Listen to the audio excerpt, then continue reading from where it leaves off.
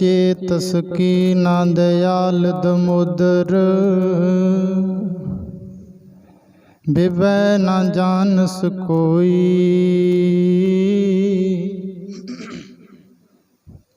जे तावह ब्रह्मांड खंड को, करता करे सो होई। रे चित चेतस की ना दयाल दमोदर, बिवै न जानस कोई।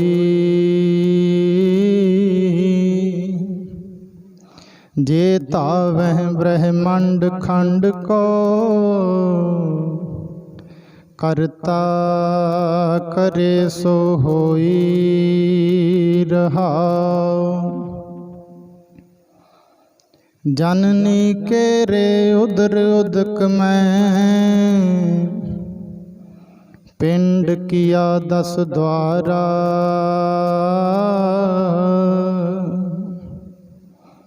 दे आहार अग्न मह रखै, ऐसा खसम हमारा। कुम्मी जल माहे तन तिस बाहर, पंख खीर तिन नाही। पूरन परमानंद मनोहर, समझ मन माही। पाखंड कीट गुप्त होए रहता, ताचो मार्ग नाही। कह धन्ना पूरन ताहू को, मत रे जी डराहे। पाखंड कीट गुप्त होए रहता,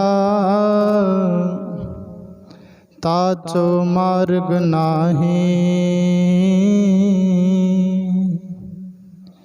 कह धन्ना पूरन ताहू को, मत रे जी डराहे। चबर छत्र तख्त दे मालक,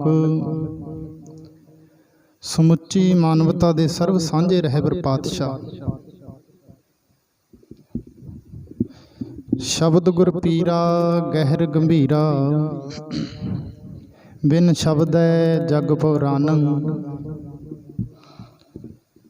शब्द गुरु धन धन साहिब श्री गुरु ग्रंथ साहिब पातशाह जियां दी पावन अते पवित्र हजूरी अंदर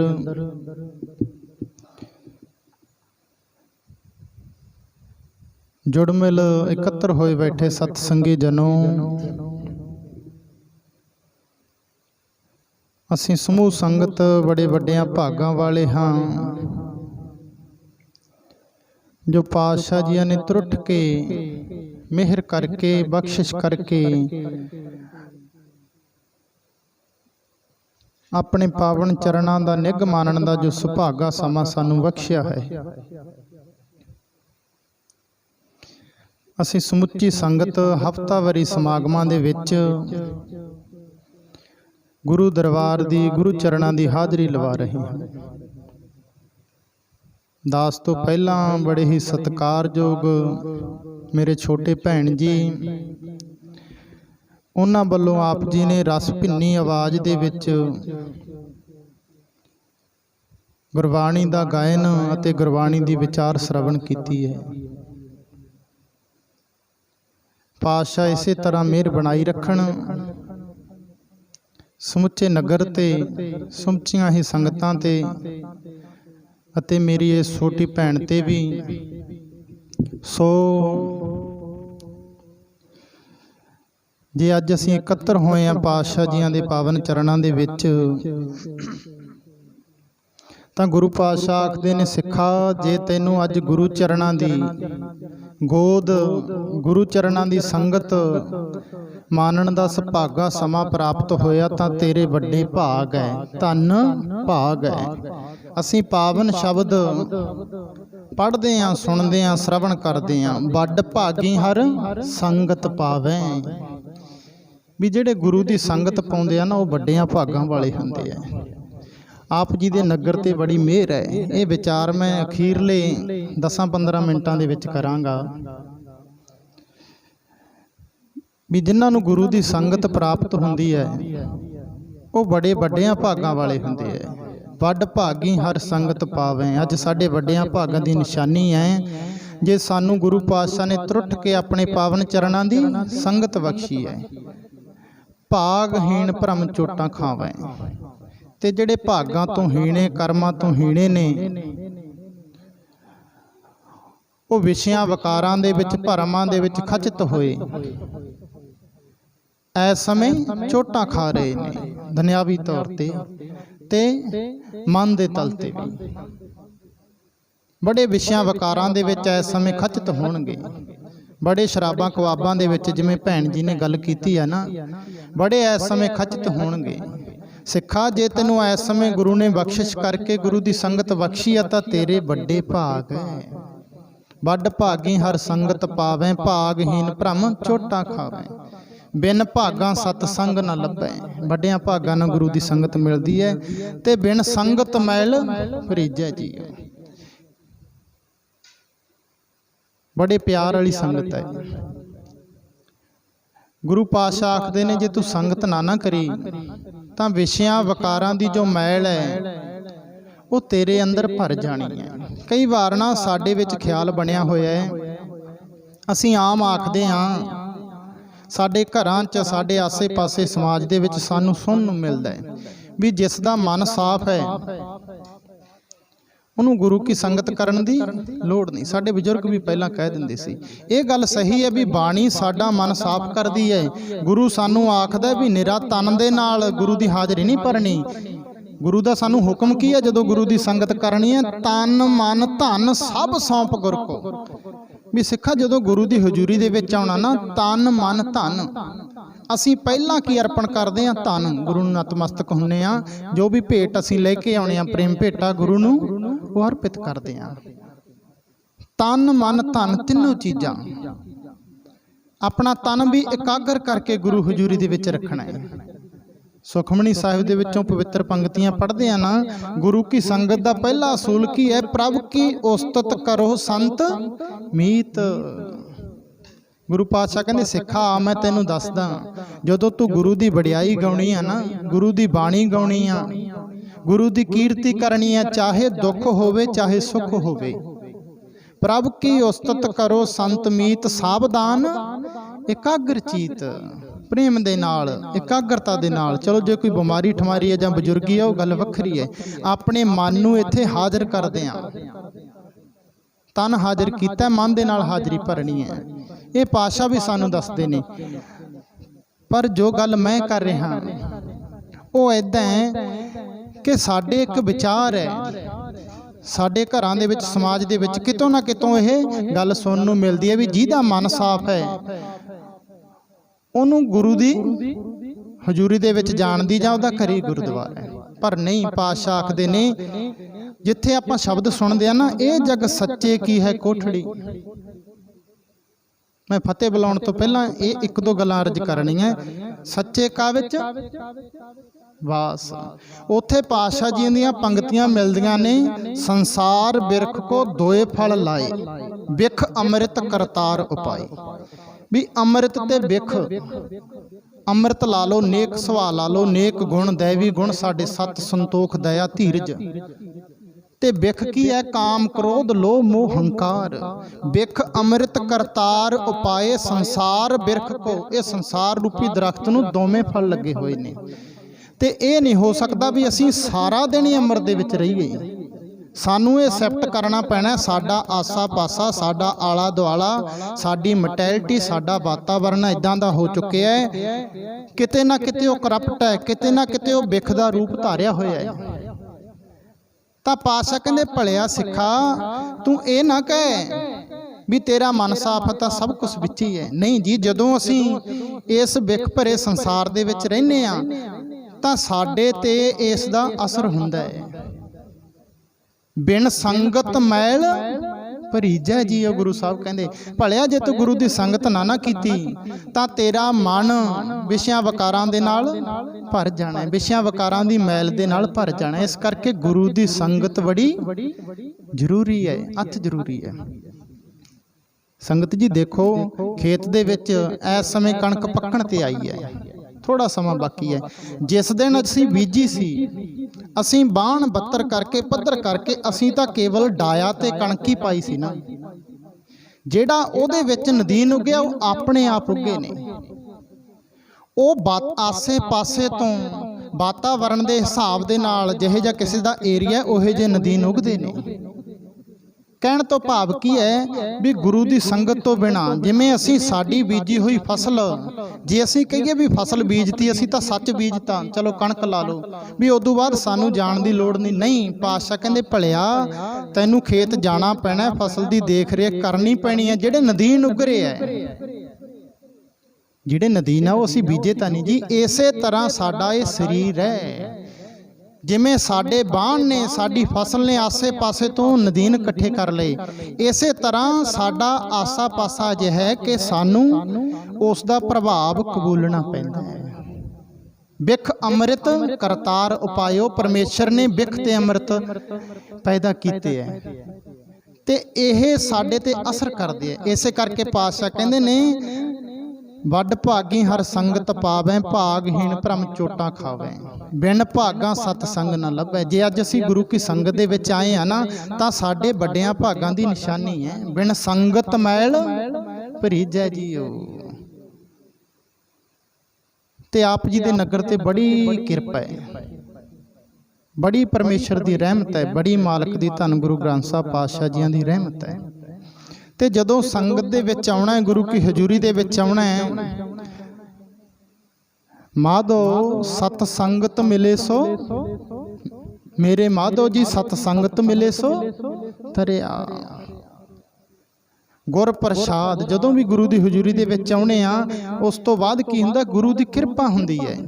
ਪਰਮ ਪਦ ਪਾਇਆ, ਸਾਨੂੰ ਆਤਮਿਕ ਅਡੋਲਤਾ, ਗੁਰੂ ਦੀ ਬਖਸ਼ਿਸ਼, ਗੁਰੂ ਦੀ ਜੋ ਬਖਸ਼ੀ ਸੇਧ ਹੈ, ਸਿੱਖਿਆ ਉਹ ਮਿਲਦੀ ਹੈ। ਸੁੱਕੇ ਕਾਸ਼ਟ ਹਰਿਆ ਤੇ ਸਾਡਾ ਸੁੱਕਾ ਮਨ ਹਰਾ ਹੋ ਜਾਂਦਾ ਹੈ। ਅਰਦਾਸ ਕੀ ਕਰਨੀ ਹੈ ਗੁਰੂ ਹਜ਼ੂਰੀ ਦੇ ਵਿੱਚ ਆ ਕੇ, ਮਾਧੋ ਸਤ ਸੰਗਤ ਸ਼ਰਨ ਤੁਮਾਰੀ। ਵੀ ਹੈ ਧੰਨ ਗੁਰੂ ਗ੍ਰੰਥ ਸਾਹਿਬ ਪਾਤਸ਼ਾਹ ਜੀਓ, ਤੁਹਾਡੀ ਸੰਗਤ ਪਰਮੇਸ਼ਰ ਦੀ ਸੰਗਤ ਹੈ। ਅੱਗੇ ਕੀ ਆਖਣਾ, ਹੱਥ ਜੋੜ ਕੇ ਹਮ ਔਗਣ, ਵੀ ਪਾਤਸ਼ਾਹ ਅਸੀਂ ਔਗਣਾਂ ਨਾਲ ਭਰੇ ਹੋਏ ਆ ਤੇ ਤੁਸੀਂ ਉਪਕਾਰਾਂ ਦੇ ਦਾਤੇ ਹੋ। ਹਮ ਔਗਣ ਤੁਮ ਉਪਕਾਰੀ, ਤੁਸੀਂ ਉਪਕਾਰਾਂ ਦੇ ਦਾਤੇ ਹੋ। ਇਹ ਕਬੂਲ ਕਰਨਾ ਹੈ ਗੁਰੂ ਕੀ ਸੰਗਤ ਦੇ ਵਿੱਚ ਆ ਕੇ। ਪਾਤਸ਼ਾਹ ਕਹਿੰਦੇ ਤੁਮ ਮਖਤੂਲ ਸਪੇਦ ਸਪੀਅਲ, हे ਮੇਰੇ ਦਾਤਾ ਜੀ, ਧੰਨ ਗੁਰੂ ਗ੍ਰੰਥ ਸਾਹਿਬ ਪਾਤਸ਼ਾਹ ਨੂੰ ਹੱਥ ਜੋੜ ਕੇ ਕਹੀਏ, ਪਾਤਸ਼ਾਹ ਜੀਓ ਤੁਸੀਂ ਰੇਸ਼ਮ ਹੋ, ਰੇਸ਼ਮ ਵੀ ਕਿਹੜੇ ਉੱਚ ਦਰਜੇ ਦੇ ਪੀਲੇ ਰੇਸ਼ਮ, ਤੁਮ ਮਖਤੂਲ ਸਪੇਦ ਸਪੀਅਲ, ਤੇ ਅਸੀਂ ਕੀ ਹਾਂ, ਹਮ ਬਪਰੇ ਜਸ ਕੀਰਾ। ਮੇਰੇ ਪਾਤਸ਼ਾਹ ਅਸੀਂ ਉਸ ਕੀੜੇ ਦੀ ਨਿਆਈ ਆ, ਉਸ ਕੀੜੇ ਦੇ ਸਮਾਨ ਆ, ਜਿਹੜਾ ਕੀੜਾ ਤੇਰੇ ਵਿੱਚ ਰਹਿੰਦਿਆਂ ਜੀਵਤ ਹੈ ਤੇ ਜਦੋਂ ਤੇਰੇ ਚੋਂ ਬਾਹਰ ਆ ਜਾਂਦਾ ਨਾ, ਰੇਸ਼ਮ ਦਾ ਕੀੜਾ ਜੀ ਜਿਹੜਾ ਜਦੋਂ ਰੇਸ਼ਮ ਚੋਂ ਬਾਹਰ ਆ ਜਾਂਦਾ ਹੈ ਤਾਂ ਉਹ ਮਰ ਜਾਂਦਾ ਹੈ। ਆਖਾਂ ਜੀਵਾਂ ਬਿਸਰੇ ਮਰ ਜਾਉ। ਮੇਰੇ ਪਾਤਸ਼ਾਹ ਮਿਹਰ ਕਰਨੀ, ਤੁਹਾਡੀ ਸੰਗਤ ਬਖਸ਼ਣੀ, ਸਤ ਸੰਗਤ ਸ਼ਰਨ ਤੁਮਾਰੀ, ਤੁਹਾਡੀ ਸੰਗਤ ਬਖਸ਼ਣੀ ਦਾਤਾ। ਤੁਮ ਮਖਤੂਲ ਸਪੇਦ ਸਪੀਅਲ, ਹਮ ਬਪਰੇ ਜਸ ਕੀਰਾ। ਅੱਗੇ ਕੀ ਅਰਦਾਸ ਕਰਨੀ ਹੈ, ਸਤ ਸੰਗਤ ਮਿਲ ਰਹੀ ਹੈ ਮਾਧੋ ਜੈਸੇ ਮਦਪ ਮਖੀਰਾ। ਵੀ ਹੈ ਮੇਰੇ ਪਰਮੇਸ਼ਰ, ਹੈ ਧੰਨ ਗੁਰੂ ਗ੍ਰੰਥ ਸਾਹਿਬ ਪਾਤਸ਼ਾਹ ਜੀ, ਉਹ ਮਿਹਰ ਕਰਨੀ ਵੀ ਤੁਹਾਡੀ ਸੰਗਤ ਦੇ ਵਿੱਚ ਇਸੇ ਤਰ੍ਹਾਂ ਹੀ ਵੀਰ ਜੀ ਨੇ ਮੈਨੂੰ ਦੱਸਿਆ ਕਿ ਸਾਡੇ ਸੰਗਤ ਨਾ ਲੈਣਾ ਦੇ ਵਿੱਚ ਬਹਿੰਦੀ ਹੈ। ਮਨ ਨੂੰ ਬੜਾ ਚਾਹ ਹੋਇਆ, ਜੈਸੇ ਮਦਪ ਮਖੀਰਾ। ਮਦਪ ਮਖੀਰਾ ਤੋਂ ਪਤਾ ਕੀ ਭਾਵ ਹੈ ਜੀ? ਭਗਤ ਜੀ ਗੁਰੂ ਚਰਨਾਂ ਦੇ ਵਿੱਚ ਪਰਮੇਸ਼ਰ ਦੇ ਚਰਨਾਂ 'ਚ ਅਰਦਾਸ ਕਰਦੇ ਆ, ਮਾਲਕ ਜੀ ਮੇਰੇ ਤੇ ਰਹਿਮ ਕਰਨਾ ਕਿ ਮੈਂ ਤੁਹਾਡੀ ਸੰਗਤ ਦੇ ਵਿੱਚ ਇਸ ਤਰ੍ਹਾਂ ਜੁੜਿਆ ਰਹਾਂ ਜਿਵੇਂ ਮਧੂ ਮੱਖੀਆਂ ਛੱਤੇ ਦੇ ਵਿੱਚ ਜੁੜੀਆਂ ਨੇ। ਮਧੂ ਮੱਖੀਆਂ ਨੂੰ ਛੱਤੇ ਦੇ ਵਿੱਚ ਜੁੜੀਆਂ ਨੂੰ ਦੇਖੀਏ, ਉਹਨਾਂ ਦੇ ਵਿੱਚ ਇੱਕ ਰਸ, ਇੱਕ ਸਾਰਤਾ, ਇੱਕ ਲੈ, ਇੱਕ ਨਿਯਮ, ਇੱਕ ਖਿੱਚ, ਇੱਕ ਤਾਂਘ, ਇੱਕ ਡਿਸਪਲਿਨ ਹੁੰਦਾ ਜੀ। ਤੇ ਤੁਹਾਨੂੰ ਵੇਖ ਕੇ ਉਹ ਪ੍ਰਤੀਤ ਹੋ ਰਿਹਾ ਮਾਲਕ ਜੀ ਦੀ ਆਪ ਜੀਆਂ ਤੇ ਬੜੀ ਬਖਸ਼ਿਸ਼ ਹੈ। ਤੇ ਆਪਾਂ ਅਰਦਾਸ ਕਰਨੀ ਹੈ ਕਿ ਇਸੇ ਤਰ੍ਹਾਂ ਸਾਡੇ ਤੇ ਪਾਤਸ਼ਾਹ ਮਿਹਰ ਬਣਾਈ ਰੱਖਣੀ। ਸਤ ਸੰਗਤ ਸਤਗੁਰ ਚਟਸਾਲ ਹੈ। ਹੁਣ ਅਗਲਾ ਕੰਮ ਕੀ ਹੈ? ਜਿਹੜੀ ਸਤ ਸੰਗਤ ਹੈ ਉਹ ਗੁਰੂ ਦੀ ਚਟਸਾਲ ਹੈ। ਜਿਤ ਹਰ ਗੁਣ ਸਿੱਖਾਂ। ਇੱਥੋਂ ਅਸੀਂ ਕੁਝ ਸਿੱਖ ਕੇ ਜਾਣਾ ਹੈ। ਗੁਰੂ ਨਾਨਕ ਸਾਹਿਬ ਪਾਤਸ਼ਾਹ ਕੀ ਆਖਦੇ ਨੇ? ਗੁਰੂ ਦੁਆਰੇ ਹੋਏ ਸੋਝੀ ਪਾਏ ਸੀ, ਏਤ ਦੁਆਰੇ ਧੋਏ ਹੱਛਾ ਹੋਏ ਸੀ। ਸਤ ਸੰਗਤ ਦੇ ਵਿੱਚ ਆ ਕੇ ਪਹਿਲੀ ਜੋ ਨਿਯਮ ਆ ਉਹ ਆਪਾਂ ਬੇਨਤੀ ਕਰਨੀ ਹੈ, ਗੁਰੂ ਪਾਤਸ਼ਾਹ ਸਾਡੇ ਤੇ ਮਿਹਰ ਕਰਨੀ, ਸਤ ਸੰਗਤ ਬਖਸ਼ਦੇ ਰਹਿਣਾ। ਦੂਜਾ ਕੀ ਹੈ? ਇੱਥੋਂ ਕੁਝ ਸਿੱਖ ਕੇ ਜਾਣਾ। ਸਤ ਸੰਗਤ ਸਤਗੁਰ ਚਟਸਾਲ ਹੈ। ਚਟਸਾਲ ਤੋਂ ਕੀ ਭਾਵ ਹੈ ਜੀ? ਜਿੱਥੋਂ ਅਸੀਂ ਕੁਝ ਸਿੱਖਦੇ ਹਾਂ। ਜਿਵੇਂ ਆਪਾਂ ਪਿੱਛੇ ਸ਼ਬਦ ਦਿੰਦੇ ਸੀ ਨਾ, ਚਲੋ ਹੁਣ ਸਕੂਲ ਕਾਲਜ ਸ਼ਬਦ ਆ ਗਏ, ਉਦੋਂ ਪਿੱਛੇ ਸ਼ਬਦ ਹੁੰਦਾ ਸੀ ਪਾਠਸ਼ਾਲਾ, ਜਿੱਥੇ ਅਸੀਂ ਪੜ੍ਹਦੇ ਹੁੰਦੇ ਸੀ। ਪਾਠਸ਼ਾਲਾ ਤੋਂ ਪਹਿਲਾਂ ਸ਼ਬਦ ਹੁੰਦਾ ਸੀ ਚਾਟਸ਼ਾਲਾ, ਜਿੱਥੇ ਬੱਚਿਆਂ ਨੂੰ ਪੜ੍ਹਾਇਆ ਜਾਂਦਾ ਸੀ, ਜਿੱਥੇ ਬੱਚਿਆਂ ਨੂੰ ਵਿੱਦਿਆ ਦਿੱਤੀ ਜਾਂਦੀ ਸੀ। ਉਸ ਚਾਟਸ਼ਾਲਾ ਤੋਂ ਸ਼ਬਦ ਆਇਆ ਇਹ ਚਟਸਾਲ। ਚਟਸਾਲ ਤੋਂ ਭਾਵ ਹੈ ਅਸੀਂ ਗੁਰੂ ਦੀ ਹਜ਼ੂਰੀ ਦੇ ਵਿੱਚ ਆਏ ਹਾਂ, ਇੱਥੇ ਬਹਿ ਕੇ ਗੁਰੂ ਤੋਂ ਮੱਤ ਲੈਣੀ ਹੈ, ਗੁਰੂ ਤੋਂ ਕੁਝ ਸਿੱਖਣਾ ਹੈ, ਗੁਰੂ ਤੋਂ ਕੁਝ ਸਿੱਖ ਕੇ ਆਪਣੇ ਨਾਲ ਗ੍ਰਹਿਣ ਕਰਨਾ ਹੈ। ਗੁਰਮਿਲ ਚੱਜ ਅਚਾਰ ਸਿੱਖ, ਤੁਧ ਕਦਾ ਨਾ ਲੱਗੇ ਦੁੱਖ। ਸੋ ਆਓ, ਮੈਂ ਇੰਨਾ ਕੁ ਸਮਾਂ ਸਤ ਸੰਗਤ ਦੀ ਪ੍ਰਥਾਏ ਲੈ ਗਿਆ। ਆਪਣਾ ਤਕਰੀਬਨ 40 ਮਿੰਟ ਸਮਾਂ ਬਾਕੀ ਹੈ ਜੀ। 8 ਵਜਣ 'ਚ 1-2 ਮਿੰਟ ਬਾਕੀ ਨੇ। ਜੋ ਪਾਵਨ ਸ਼ਬਦ ਆਸਾ ਰਾਗ ਦੇ ਅੰਦਰ ਭਗਤ ਧੰਨਾ ਜੀਆਂ ਦਾ, ਧੰਨ ਗੁਰੂ ਗ੍ਰੰਥ ਸਾਹਿਬ ਪਾਤਸ਼ਾਹ ਜੀਆਂ ਦੇ ਪਾਵਨ ਅੰਕ ਨੰਬਰ 86-87 ਉੱਪਰ ਸਵਾਈਮਾਨ ਹੈ। ਉਸ ਦੀ ਵਿਚਾਰ ਕਰਨ ਤੋਂ ਪਹਿਲਾਂ ਸਮੁੱਚੀ ਸੰਗਤ ਪਾਤਸ਼ਾਹ ਜੀਆਂ ਦੀ ਬਖਸ਼ੀ ਹੋਈ ਫਤਿਹ ਗੱਜ ਵੱਜ ਕੇ ਬੁਲਾਉਣੀ। ਇੱਕੋ ਵਾਰ ਆਖਣ ਤੇ ਸਮੁੱਚੀ ਸੰਗਤ ਧੰਨ ਗੁਰੂ ਗ੍ਰੰਥ ਸਾਹਿਬ ਪਾਤਸ਼ਾਹ ਜੀਆਂ ਨੂੰ ਦੋਵੇਂ ਹੱਥ ਜੋੜਦਿਆਂ ਹੋਇਆਂ, ਸੀਸ ਝੁਕਾਉਂਦਿਆਂ ਹੋਇਆਂ ਫਤਿਹ ਬੁਲਾਓ ਜੀ। ਵਾਹਿਗੁਰੂ ਜੀ ਕਾ ਖਾਲਸਾ, ਵਾਹਿਗੁਰੂ ਜੀ ਕੀ ਫਤਿਹ। ਸੋ ਆਓ ਜੀ ਆਪਾਂ ਸ਼ਬਦ ਸਾਂਝਾ ਕਰੀਏ। ਰੇ ਚਿਤ ਚੇਤਸ ਕੀ ਨਾ ਦਇਆਲ ਦਮੋਦਰ, ਬਿਬੈ ਨਾ ਜਾਣਸ ਕੋਈ, ਜੇ ਧਾਵਹਿ ਬ੍ਰਹਮੰਡ ਖੰਡ ਕੋ, ਕਰਤਾ ਕਰੇ ਸੋ ਹੋਈ।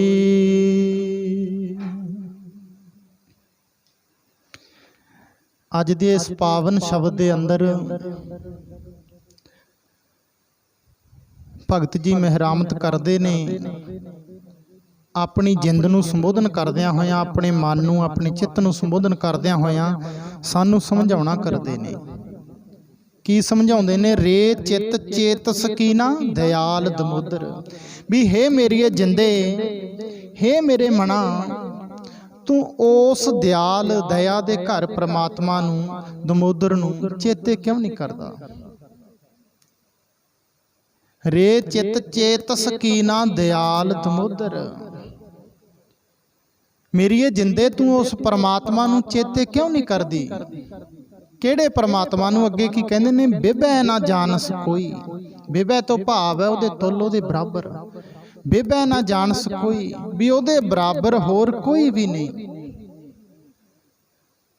ਉਹਦੇ ਬਰਾਬਰ ਹੋਰ ਕੋਈ ਵੀ ਨਹੀਂ। ਸਭ ਕੁਛ ਕਰਨ ਕਰਾਵਣ ਵਾਲਾ ਸਮਰੱਥ ਪਰਮੇਸ਼ਰ ਉਹ ਆਪ ਹੈ। ਰੇ ਚਿੱਤ ਮੇਰੀਏ ਜਿੰਦੇ ਚੇਤਸ ਕੀ ਨਾ ਦਿਆਲ ਦਮੋਦਰ, ਵੀ ਤੂੰ ਉਸ ਪਰਮਾਤਮਾ ਨੂੰ, ਉਸ ਪਰਮੇਸ਼ਰ ਨੂੰ ਯਾਦ ਕਿਉਂ ਨਹੀਂ ਕਰਦੀ, ਜਿਹਦੇ ਤੁੱਲ, ਜਿਹਦੇ ਬਰਾਬਰ ਹੋਰ ਕੋਈ ਹੈ ਹੀ ਨਹੀਂ। ਜੇ ਧਾਵੈ ਬ੍ਰਹਮੰਡ ਖੰਡ ਕੋ, ਕਰਤਾ ਕਰੇ ਸੋ ਹੋਈ। ਭਗਤ ਜੀ ਕਹਿੰਦੇ ਜੇ ਤੂੰ ਖੰਡਾਂ ਬ੍ਰਹਮੰਡਾਂ ਦੇ ਵਿੱਚ ਲਾ ਲਓ, ਦੇਸ਼ਾਂ ਵਿਦੇਸ਼ਾਂ ਦੇ ਵਿੱਚ ਵੀ ਜਾਵੇਂ, ਕਿਤੇ ਵੀ ਜਾਵੇਂ ਹਰ ਇੱਕ ਥਾਂ ਤੇ ਉਸ ਪਰਮੇਸ਼ਰ ਦਾ ਹੁਕਮ ਵਰਤਦਾ ਹੈ। ਸ਼ਬਦ ਦਾ ਭਾਵ ਕੀ ਹੈ ਜੀ? ਇਹਨਾਂ ਪੰਕਤੀਆਂ ਦੇ ਰਹਾਉ ਦਾ ਬਣਦਾ ਪਹਿਲੇ ਹੀ ਵੀ ਮਨੁੱਖ ਸੁੱਖ ਦੀ ਭਾਲ ਦੇ ਵਿੱਚ ਯਤਨ ਬਹੁਤ ਸੁਖ ਕੇ ਕੀਏ, ਦੁੱਖ ਕੋ ਕੀਓ ਨਾ ਕੋਏ। ਸੁੱਖ ਦੀ ਭਾਲ ਦੇ ਵਿੱਚ, ਰਿਜ਼ਕ ਦੀ ਭਾਲ ਦੇ ਵਿੱਚ, ਕੰਮ ਦੀ ਭਾਲ ਦੇ ਵਿੱਚ, ਧੀਆਂ ਪੁੱਤਰਾਂ ਦਾ ਜੀਵਨ ਸੋਹਣਾ ਬਣਾਉਣ ਦੀ ਭਾਲ ਦੇ ਵਿੱਚ, ਹੋੜ ਦੇ ਵਿੱਚ, ਦੌੜ ਦੇ ਵਿੱਚ, ਆਪਣਾ ਜੀਵਨ ਸੋਹਣਾ ਬਣਾਉਣ ਦੀ ਦੌੜ ਦੇ ਵਿੱਚ, ਸਮੇਂ ਦੇ ਨਾਲ ਚੱਲਣ ਦੀ ਦੌੜ ਦੇ ਵਿੱਚ ਉਸ ਪਰਮੇਸ਼ਰ ਨੂੰ, ਉਸ ਪਰਮਾਤਮਾ ਨੂੰ ਭੁੱਲ ਗਿਆ। ਕਿਹੜੇ ਪਰਮਾਤਮਾ ਨੂੰ? ਜਿਹਦੇ ਬਰਾਬਰ ਹੋਰ ਕੋਈ ਨਹੀਂ ਤੇ ਜਿਹੜਾ ਸਭ ਕੁਝ ਕਰਨ ਵਾਲਾ ਹੈ। ਕਰਨ ਕਾਰਨ ਪ੍ਰਭ ਇੱਕ ਹੈ, ਦੂਸਰ ਨਾਹੀ ਕੋਈ। ਜਲ ਥਲ ਮਹੀਲ ਵੀ ਉਹ ਪਰਮੇਸ਼ਰ ਇੱਕ ਹੈ। ਭਗਤ ਜੀ ਇਸ ਸ਼ਬਦ ਦੇ ਵਿੱਚ ਦੱਸਣਾ ਕਰਦੇ ਨੇ ਵੀ ਮੇਰੀਏ ਜਿੰਦੇ ਤੂੰ ਉਸ ਪਰਮੇਸ਼ਰ ਦੇ ਨਾਲ ਜੁੜਨਾ ਕਰ। ਕਿਹੜੇ ਪਰਮੇਸ਼ਰ ਦੇ ਨਾਲ? ਵਿਵੈ ਨਾ ਜਾਣਸ ਕੋਈ, ਵੀ ਜਿਹਦੇ ਬਰਾਬਰ ਕੋਈ ਨਹੀਂ। ਤੂੰ ਉਹਦਾ ਇਹ ਗੁਣ ਜਾਣ, ਗੁਣ ਇਹੋ ਹੋਰ ਨਾਹੀ ਕੋਈ। ਜਪਜੀ ਸਾਹਿਬ ਦੇ ਵਿੱਚ ਪਾਤਸ਼ਾਹ ਦੱਸਦੇ ਨੇ ਵੀ ਉਹਦਾ ਗੁਣ ਇਹ ਹੈ ਵੀ ਉਹਦੇ ਬਰਾਬਰ ਹੋਰ ਕੋਈ ਨਹੀਂ। ਉਹਦੇ ਬਰਾਬਰ ਹੋਰ ਕੋਈ ਨਾ ਤਾਂ ਹੈ ਤੇ ਨਾ ਕੋਈ ਹੋ ਸਕਦਾ। ਨਾ ਕੋ ਹੋਆ ਨਾ ਕੋ ਹੋਏ। ਮਨੁੱਖ ਨੇ ਸੁੱਖ ਦੀ ਭਾਲ ਦੇ ਵਿੱਚ ਦੇਸ਼ਾਂ ਵਿਦੇਸ਼ਾਂ ਦੇ ਵਿੱਚ ਮਨੁੱਖ ਗਿਆ, ਬੜੇ ਯਤਨ ਕੀਤੇ, ਪਰ ਪਾਤਸ਼ਾਹ ਕਹਿੰਦੇ ਜੇ ਤੂੰ ਸੁੱਖ ਲੈਣਾ, ਸੱਚਾ ਸੁੱਖ ਤੈਨੂੰ ਚਾਹੀਦਾ ਹੈ, ਜੋ ਸੁੱਖ ਕੋ ਚਾਹੇ ਸਦਾ ਸ਼ਰਨ ਰਾਮ ਕੀ ਲੈ। ਜੇ ਤੂੰ ਸੱਚਾ ਸੁੱਖ ਲੈਣਾ ਹੈ, ਆਪਣੇ ਜੀਵਨ ਦੇ ਵਿੱਚ ਸੱਚਾ ਆਨੰਦ ਲੈਣਾ ਹੈ, ਤਾਂ ਤੈਨੂੰ ਪਰਮਾਤਮਾ ਦੀ ਸ਼ਰਨ ਦੇ ਵਿੱਚ ਆਉਣਾ ਪਊਗਾ। ਤੈਨੂੰ ਪਰਮੇਸ਼ਰ ਦੀ ਸ਼ਰਨ ਦੇ ਵਿੱਚ ਆਉਣਾ ਪਊਗਾ। ਸਭ ਸੁਖ ਦਾਤਾ ਰਾਮ ਹੈ, ਦੂਸਰ ਨਾਹੀ ਕੋਈ। ਵੀ ਜੇ ਤੂੰ ਸੱਚਾ ਸੁੱਖ ਲੈਣਾ ਨਾ ਤਾਂ ਤੈਨੂੰ ਰਿਜ਼ਕ ਵੀ ਆਪਣਾ ਤੂੰ ਭਾਲਣਾ ਹੈ, ਉਦਮ ਵੀ ਕਰਨਾ ਹੈ। ਗੱਲ ਕਰ ਪਰਮੇਸ਼ਰ ਤੋਂ ਲਾਂਭੇ ਹੋ ਕੇ ਨਹੀਂ। ਪਰ ਮਨੁੱਖ ਨੇ ਕੀ ਕੀਤਾ? ਉਸ ਇੱਕ ਪਰਮੇਸ਼ਰ ਨੂੰ ਭੁੱਲ ਕੇ ਹੋਰਾਂ ਤੇ ਆਸ ਲਾ ਕੇ ਸੁੱਖ ਦੀ ਹੋੜ ਦੇ ਵਿੱਚ ਭੱਜਿਆ। ਤੇ ਗੁਰੂ ਕੀ ਬਾਣੀ ਕੀ ਆਖਦੀ ਹੈ ਵੀ ਦੱਦਾ ਦਾਤਾ ਏਕ ਹੈ ਸਭ ਕੋ ਦੇਵਨ ਹਾਰ। ਉਹੀ ਗੱਲ ਭਗਤ ਜੀ ਨੇ ਕਹੀ, ਭਲਿਆ ਸਮੁੱਚੇ ਸੰਸਾਰ ਨੂੰ ਦਾਤਾਂ ਦੇਣ ਵਾਲਾ, ਸਮੁੱਚੇ ਸੰਸਾਰ ਨੂੰ ਸੁੱਖ ਦੇਣ ਵਾਲਾ, ਸਮੁੱਚੇ ਸੰਸਾਰ ਨੂੰ ਰਿਜ਼ਕ ਦੇਣ ਵਾਲਾ, ਸਮੁੱਚੇ ਸੰਸਾਰ ਨੂੰ ਰੋਟੀ ਦੇਣ ਵਾਲਾ ਕੇਵਲ ਤੇ ਕੇਵਲ ਇੱਕ ਪਰਮੇਸ਼ਰ ਹੈ। ਤੇ ਉਹ ਪਰਮੇਸ਼ਰ ਇੱਕ ਰਸ ਰਵਿਆ ਹੋਇਆ ਹੈ। ਗੁਰੂ ਕੀ ਸਮੁੱਚੀ ਬਾਣੀ ਦਾ ਜੋ ਸਿਧਾਂਤ ਹੈ, ਧੰਨ ਗੁਰੂ ਗ੍ਰੰਥ ਸਾਹਿਬ ਪਾਤਸ਼ਾਹ ਜੀਆਂ ਦੀ ਬਾਣੀ ਦਾ ਜੋ ਮੂਲ ਹੈ, ਜੋ ਮੁੱਢ ਹੈ, ਬੇਸਿਕ ਸਾਨੂੰ ਮੈਸੇਜ ਹੈ, ਬੇਸਿਕ ਸਿਧਾਂਤ ਹੈ, ਬੇਸਿਕ ਸਾਨੂੰ ਸਿੱਖਿਆ ਉਹ ਕੀ ਹੈ? ਸਭ ਤੋਂ ਪਹਿਲਾ ਜੋ ਲਫ਼ਜ਼ ਹੈ, ਜੋ ਸ਼ਬਦ ਹੈ ਧੰਨ ਗੁਰੂ ਗ੍ਰੰਥ ਸਾਹਿਬ ਪਾਤਸ਼ਾਹ ਜੀਆਂ ਦਾ, ਉਹ ਕਿੱਥੋਂ ਸਟਾਰਟ ਹੁੰਦਾ ਜੀ? ਇੱਕ ਓੰਕਾਰ, ਸਤਿਗੁਰ ਪ੍ਰਸਾਦ। ਗੁਰੂ ਪਾਤਸ਼ਾਹ ਸਾਨੂੰ ਦੱਸਣਾ ਕਰਦੇ ਹੈ ਵੀ ਉਹ ਪਰਮੇਸ਼ਰ, ਉਹ ਪਰਮਾਤਮਾ ਇੱਕ ਹੈ, ਇੱਕ ਓੰਕਾਰ। ਉਹ ਪਰਮੇਸ਼ਰ ਇੱਕ ਹੈ ਤੇ ਸਰਵ ਰਸ ਵਿਆਪਕ ਹੈ। ਇਹ ਸਮੁੱਚੀ ਕਾਇਨਾਤ ਦੇ ਵਿੱਚ ਉਹ ਇੱਕ ਰਸ ਵਿਆਪਕ ਹੈ ਪਰਮੇਸ਼ਰ। ਤੇ ਉਹ ਮਿਲਦਾ ਕਿਵੇਂ ਹੈ? ਸਤਿਗੁਰ ਪ੍ਰਸਾਦ, ਪੂਰੇ ਗੁਰੂ ਦੀ ਕਿਰਪਾ ਦੇ ਨਾਲ।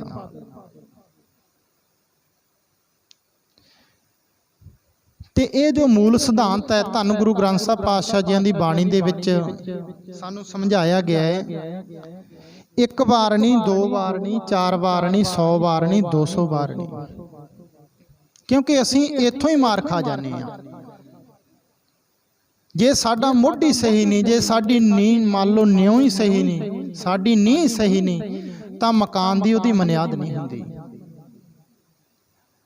ਗੁਰੂ ਗ੍ਰੰਥ ਸਾਹਿਬ ਪਾਤਸ਼ਾਹ ਜੀਆਂ ਦੇ ਵਿੱਚ ਇੱਕ ਓਂਕਾਰ ਸ਼ਬਦ ਦੀ ਵਰਤੋਂ 100 ਵਾਰ ਨਹੀਂ, 200 ਵਾਰ ਨਹੀਂ, 300 ਵਾਰ ਨਹੀਂ, ਗੁਰੂ ਨਾਨਕ ਸਾਹਿਬ ਪਾਤਸ਼ਾਹ ਦੇ ਘਰ ਨੂੰ 567 ਵਾਰ ਕਰਨੀ ਪਈ।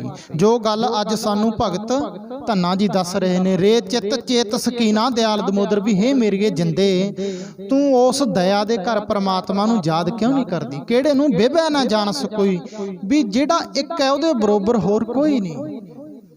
ਵੀ ਤੈਨੂੰ ਸੁੱਖ ਦੇਣ ਵਾਲਾ, ਤੇਰੀ ਜਿੰਦ ਨੂੰ ਸੁੱਖ ਦੇਣ ਵਾਲਾ, ਤੇਰੇ ਘਰ ਦੇ ਵਿੱਚ ਖੁਸ਼ੀਆਂ ਖੇੜੇ ਲਿਆਉਣ ਵਾਲਾ, ਤੇਰਾ ਜੀਵਨ ਨਿਰਵਾਹ ਸੋਹਣਾ ਕਰਨ ਵਾਲਾ ਕੇਵਲ ਉਹ ਪਰਮਾਤਮਾ ਹੈ।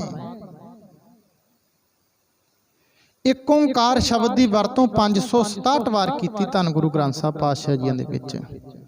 ਬੜੀ ਸੁਚੇਤ ਸੰਗਤ ਹੈ। ਦੇਖੋ ਮੂਲ ਮੰਤਰ ਦਾ ਜੋ ਸਵਰੂਪ ਹੈ ਉਹ 4 ਤਰ੍ਹਾਂ ਦਾ ਗੁਰੂ ਗ੍ਰੰਥ ਸਾਹਿਬ ਪਾਤਸ਼ਾਹ ਜੀਆਂ ਦੇ ਵਿੱਚ 4 ਤਰ੍ਹਾਂ ਦਾ ਸਵਰੂਪ ਆਇਆ ਮੂਲ ਮੰਤਰ ਦਾ। ਇੱਕ ਸਵਰੂਪ ਆਪਾਂ ਪੜ੍ਹਦੇ ਹਾਂ ਜਪਜੀ ਸਾਹਿਬ ਦੇ ਵਿੱਚੋਂ, ਜੋ ਮੂਲ ਮੰਤਰ ਹੈ, ਇੱਕ ਓਂਕਾਰ ਸਤਨਾਮ ਕਰਤਾ ਪੁਰਖ ਨਿਰਭਉ ਨਿਰਵੈਰ ਅਕਾਲ ਮੂਰਤ ਅਜੂਨੀ ਸੈਭੰ ਗੁਰ ਪ੍ਰਸਾਦ। ਇਹ ਸਵਰੂਪ ਧੰਨ ਗੁਰੂ ਗ੍ਰੰਥ ਸਾਹਿਬ ਪਾਤਸ਼ਾਹ ਜੀਆਂ ਦੀ ਬਾਣੀ ਦੇ ਵਿੱਚ ਪੂਰੇ 33 ਵਾਰ ਆਇਆ ਹੈ। ਦੂਸਰਾ ਸਵਰੂਪ ਲੈ ਲਓ ਜੋ ਸਭ ਤੋਂ ਵੱਧ ਵਾਰ ਆਇਆ ਹੈ। ਆਪਾਂ ਤਕਰੀਬਨ ਜੋ ਵੀ ਬਾਣੀ ਸ਼ੁਰੂ ਹੁੰਦੀ ਹੈ ਸ਼ਬਦਾਂ ਤੋਂ ਪਹਿਲਾਂ ਉਹ ਸਵਰੂਪ ਆਉਂਦਾ, ਜਿਵੇਂ ਸੁਖਮਨੀ ਸਾਹਿਬ ਸ਼ੁਰੂ ਹੁੰਦੀ ਹੈ ਜਾਪ, ਇੱਕ ਓਂਕਾਰ ਸਤਿਗੁਰ ਪ੍ਰਸਾਦ। ਇਹ 523 ਵਾਰ ਇਹ ਸਰੂਪ ਗੁਰੂ ਗ੍ਰੰਥ ਸਾਹਿਬ ਪਾਤਸ਼ਾਹ ਦੇ ਵਿੱਚ ਮੂਲ ਮੰਤਰ ਦਾ ਆਇਆ ਹੈ। ਇੱਕ ਸਵਰੂਪ ਹੈ ਜੀ ਇੱਕ ਓਂਕਾਰ ਸਤਨਾਮ ਗੁਰ ਪ੍ਰਸਾਦ, ਇਹ 2 ਵਾਰ ਆਇਆ ਹੈ ਪੂਰੇ ਗੁਰੂ ਗ੍ਰੰਥ ਸਾਹਿਬ ਪਾਤਸ਼ਾਹ ਜੀ ਦੀ ਬਾਣੀ ਦੇ ਵਿੱਚ। ਬੱਚੇ ਇੱਥੇ ਪੜ੍ਹਨ ਵਾਲੇ ਨੇ, ਗੁਰਮਤਿ ਨਾਲ ਸੰਬੰਧਿਤ ਨੇ, ਪਰਿਵਾਰ ਵੀ ਗੁਰਮਤਿ ਨਾਲ ਸੰਬੰਧਿਤ ਨੇ, ਮੈਂ ਤਾਂ ਗੱਲ ਰੱਖ ਰਿਹਾ। ਇਹ ਸਵਰੂਪ 2 ਵਾਰ ਆਇਆ ਹੈ। ਇੱਕ ਸਵਰੂਪ ਹੋਰ ਹੈ ਇੱਕ ਓਂਕਾਰ ਸਤਨਾਮ ਕਰਤਾ ਪੁਰਖ ਗੁਰ ਪ੍ਰਸਾਦ, ਇਹ ਸਵਰੂਪ 9 ਵਾਰ ਆਇਆ ਹੈ। ਹੁਣ ਜੇ ਆਪਾਂ ਸਮੁੱਚਾ ਜੋੜ ਕਰੀਏ ਨਾ ਟੋਟਲ, ਤਾਂ ਇਹ ਸਮੁੱਚਾ ਜੋੜ 567 ਵਾਰ ਬਣਦਾ ਹੈ। ਇੱਕ ਓਂਕਾਰ ਮੂਲ ਮੰਤਰ 567 ਵਾਰ, ਗੁਰੂ ਨਾਨਕ ਸਾਹਿਬ ਪਾਤਸ਼ਾਹ ਦੇ ਘਰ ਨੂੰ 567 ਵਾਰ ਇਹ ਇੱਕ ਓਂਕਾਰ ਸ਼ਬਦ ਵਰਤਣਾ ਪਿਆ। ਕਿਉਂ ਭਲਾ? ਚੇਤੇ ਸਾਨੂੰ ਉਹ ਚੀਜ਼ ਕਰਾਈ ਜਾਂਦੀ ਹੈ ਜਿਹੜੀ ਅਸੀਂ ਭੁੱਲ ਗਏ, ਤਾਂ ਕਿ ਸਾਡੀ ਸਿਮਰਤੀ ਦੇ ਵਿੱਚ, ਸਾਡੇ ਜਹਿਨ ਦੇ ਵਿੱਚ, ਸਾਡੇ ਦਿਮਾਗ ਦੇ ਵਿੱਚ, ਸਾਡੇ ਮਨ ਦੇ ਵਿੱਚ ਇਹ ਗੱਲ ਬਹਿ ਜਾਵੇ ਵੀ ਭਲਿਆ ਦੱਦਾ ਦਾਤਾ ਏਕ ਹੈ ਸਭ ਕੋ ਦੇਵਨਹਾਰ, ਏਕੋ ਹੈ ਭਾਈ ਏਕੋ ਹੈ ਸਾਹਿਬ ਮੇਰਾ ਏਕੋ ਹੈ, ਕਰਨ ਕਾਰਨ ਪ੍ਰਭ ਏਕ ਹੈ। ਗੁਰੂ ਕੀ ਬਾਣੀ ਸਾਨੂੰ ਇਹ ਆਖਦੀ ਹੈ, ਰਾਖਾ ਏਕ ਹਮਾਰਾ ਸੁਆਮੀ। ਤੇ ਉਹ ਪ੍ਰਮਾਤਮਾ ਇੱਕ ਹੈ ਤੇ ਸਮੁੱਚੀ ਕਾਇਨਾਤ ਦੇ ਵਿੱਚ ਜੋ ਭਗਤ ਜੀ ਅੱਜ ਦੱਸਦੇ ਆ ਨਾ, ਜੇ ਧਾਵੈ ਬ੍ਰਹਿਮੰਡ ਖੰਡ ਕੋ ਕਰਤਾ ਕਰੇ ਸੋ ਹੋਈ, ਵੀ ਦੇਸ਼ਾਂ ਵਿਦੇਸ਼ਾਂ ਦੇ ਵਿੱਚ, ਖੰਡਾਂ ਬ੍ਰਹਿਮੰਡਾਂ ਦੇ ਵਿੱਚ ਉਸ ਮਾਲਕ ਦਾ ਹੁਕਮ ਚੱਲਦਾ ਹੈ। ਗੁਰੂ ਕੀ ਬਾਣੀ ਦੇ ਵਿੱਚੋਂ ਪੰਕਤੀਆਂ ਪੜ੍ਹਦੇ ਆ ਨਾ, ਹਰ ਇੱਕ ਸੈਦਾ ਹੈ ਅਮਰ ਇੱਕੋ ਹਰ ਚਿੱਤ ਧਰ, ਵੀ ਉਸ ਇੱਕ ਪਰਮਾਤਮਾ ਦਾ ਹੁਕਮ ਇਸ ਸਮੁੱਚੇ ਜਗਤ ਦੇ ਵਿੱਚ ਚੱਲਦਾ ਹੈ। ਤੇ ਉਸ ਇੱਕ ਪ੍ਰਮਾਤਮਾ ਤੂੰ ਆਪਣੇ ਚਿੱਤ ਦੇ ਵਿੱਚ ਰੱਖ, ਇੱਕੋ ਹਰ ਚਿੱਤ ਧਰ, ਹਰ ਤਿਸ ਬਿਨ ਕੋਈ ਨਾਹੀਂ, ਵੀ ਭਲਿਆ ਉਹਦੇ ਬਿਨਾ ਹੋਰ ਕੋਈ ਨਹੀਂ। ਡਰ ਭਰਮ ਭਉ ਦੂਰ ਕਰ, ਆਪਣੇ ਮਨ ਦੇ ਵਿੱਚੋਂ ਸਭ ਡਰ ਭਰਮ ਭਉ ਕੱਢ ਦੇ, ਸਭ ਡਰ ਭਰਮ ਭਉ ਕੱਢ ਦੇ। ਉਹ ਇੱਕ ਮਾਲਕ ਹੈ। ਰੇ ਚਿੱਤ ਚੇਤ ਸਕੀਨਾ ਦਿਆਲ ਦਮੋਦਰ, ਵਿਭੈ ਨਾ ਜਾਣਸ ਕੋਈ। ਮੇਰੀਏ ਜਿੰਦੇ ਤੂੰ ਉਸ ਇੱਕ ਪਰਮੇਸ਼ਰ ਨੂੰ ਧਿਆਉਣਾ ਕਿਉਂ ਨਹੀਂ ਕਰਦੀ, ਉਹਨੂੰ ਚੇਤਨਾ ਕਿਉਂ ਨਹੀਂ ਕਰਦੀ? ਚੇਤੇ ਉਹੀ ਚੀਜ਼ ਕਰਵਾਈ ਜਾਂਦੀ ਹੈ ਜਿਹੜੀ ਸਾਨੂੰ ਭੁੱਲੀ ਹੋਵੇ। ਸੁਖਮਨੀ ਸਾਹਿਬ ਦੇ ਵਿੱਚ ਪਾਤਸ਼ਾਹ ਜੀ ਕਰਮਾਉਂਦੇ ਨੇ ਨਾ, ਰਮਈਆ ਕੇ ਗੁਣ ਚੇਤ ਪ੍ਰਾਣੀ। ਗੁਰਸਿੱਖੀ ਦਾ, ਗੁਰਮਤਿ ਦਾ ਸਿਧਾਂਤ ਕੀ ਹੈ, ਮੁੱਢ ਕੀ ਹੈ? ਇੱਕ ਓਂਕਾਰ। ਤੇ ਅਸੀਂ ਇੱਥੋਂ ਹੀ ਖੁੱਸ ਗਏ ਹਾਂ, ਅਸੀਂ ਇੱਥੋਂ ਹੀ ਖੁੱਸ ਗਏ ਹਾਂ। ਜਦੋਂ ਬੱਚਾ ਪੜ੍ਹਨ ਲੱਗਦਾ ਹੈ, ਟੀਚਰ ਬੱਚੇ ਨੂੰ ਪੜ੍ਹਾਉਂਦਾ ਹੈ, ਤਾਂ ਕਦੇ ਉਹਦੀ ਕਾਪੀ ਚੈੱਕ ਕਰਿਓ, ਸਾਰੀ ਕਾਪੀ ਤੇ ਪੰਜਾਬੀ ਦਾ ਟੀਚਰ ਹੈ ਤਾਂ ਊੜਾ ਊੜਾ ਊੜਾ ਊੜਾ ਬੜੇ ਪੇਜਾਂ ਤੇ ਪਾਇਆ ਹੋਊਗਾ। ਜੇ ਇੰਗਲਿਸ਼ ਦਾ ਸਬਜੈਕਟ ਆ ਤਾਂ ਇਹ ਪਾਈ ਹੋਊਗੀ। ਜੇ ਅਸੀਂ ਉਹਨੂੰ ਸਵਾਲ ਕਰੀਏ ਵੀ ਭਾਈ ਸਾਰੀ ਕਾਪੀ ਤੇ ਤੂੰ ਇਹ ਜਾਂ ਇਹ ਊੜਾ ਕਿਉਂ ਪਾਇਆ, ਤਾਂ ਉਹਦਾ ਇੱਕੋ ਜਵਾਬ ਹੋਵੇਗਾ ਵੀ ਜੀ ਹਜੇ ਨਾ ਇਹਦੇ ਜ਼ਿਹਨ ਦੇ ਵਿੱਚ, ਇਹਦੇ ਦਿਮਾਗ ਦੇ ਵਿੱਚ ਇਹ ਅੱਖਰ ਛਪਿਆ ਨਹੀਂ, ਇਹ ਫੀਡ ਨਹੀਂ ਹੋਇਆ ਜੇ ਆਪਾਂ ਅੱਜ ਦੇ ਢੰਗ ਦੇ ਨਾਲ ਕਹਿ ਲਈਏ। ਤੇ ਜਦੋਂ ਇਹਨੇ ਇਹ ਰੱਟ ਲਿਆ, ਮਾਫ ਕਰਨਾ, ਰਟਣਾ ਸ਼ਬਦ ਕੁਝ ਹੋਰ ਹੈ, ਜਦੋਂ ਇਹਦੇ ਜ਼ਿਹਨ ਦੇ ਵਿੱਚ ਬਹਿ ਗਿਆ ਅੱਖਰ, ਤਾਂ ਇਹ ਵੱਡੇ ਵੱਡੇ ਗ੍ਰੰਥ, ਵੱਡੇ ਵੱਡੇ ਕੋਸ਼ ਪੜ੍ਹ ਜਾਵੇਗਾ। ਸਾਨੂੰ ਪਹਿਲਾਂ 35 ਪੜ੍ਹਾਈ ਜਾਂਦੀ ਹੈ। ਤਾਂ ਧੰਨ ਗੁਰੂ ਗ੍ਰੰਥ ਸਾਹਿਬ ਪਾਤਸ਼ਾਹ ਸਾਨੂੰ ਦੱਸਣਾ ਕਰਦੇ ਆ ਵੀ ਸਿੱਖਾ, ਗੁਰਬਾਣੀ ਦਾ ਮੂਲ ਸਿਧਾਂਤ ਇੱਕ ਓੰਕਾਰ ਹੈ। ਤੇ ਇੱਕ ਓੰਕਾਰ ਦਾ ਅਰਥ ਕੀ ਹੈ? ਪਰਮਾਤਮਾ ਇੱਕ ਹੈ। ਤੇ ਜਦੋਂ ਸਿੱਖ ਇੱਥੋਂ ਹੀ ਉੱਕ ਗਿਆ ਨਾ, ਜੋ ਭਗਤ ਧੰਨਾ ਜੀ ਅੱਜ ਦੱਸਦੇ ਨੇ, ਤਾਂ ਫਿਰ ਸਾਡਾ ਕੁਝ ਅਰਥ ਨਹੀਂ ਰਹਿ ਜਾਂਦਾ ਹੁੰਦਾ। ਇਸ ਗੱਲ ਨੂੰ ਆਪਾਂ ਭਗਤ ਜੀਆਂ ਦਾ ਸ਼ਬਦ ਵਿਚਾਰ ਕੇ ਉਸ ਤੋਂ ਬਾਅਦ ਕਲੀਅਰ ਕਰਾਂਗੇ।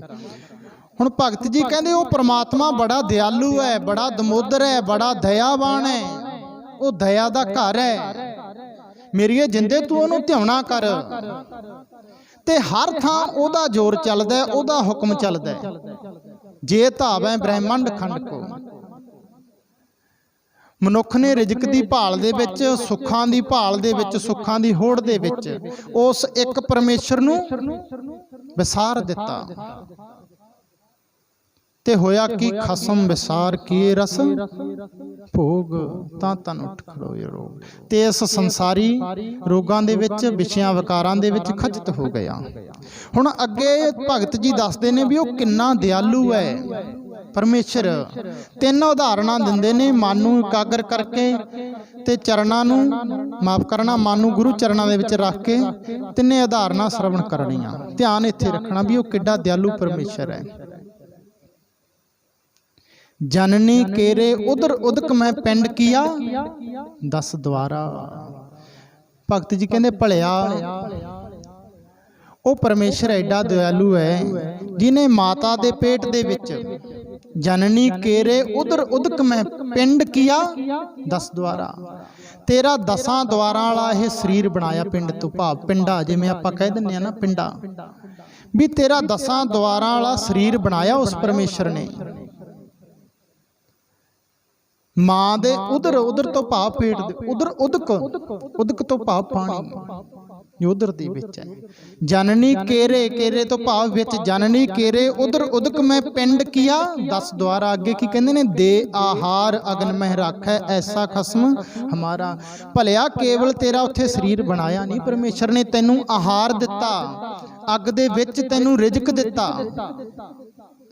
ਦੇ ਆਹਾਰ ਅਗਨ ਮਹਿ ਰਾਖੈ ਐਸਾ ਖਸਮ ਹਮਾਰਾ।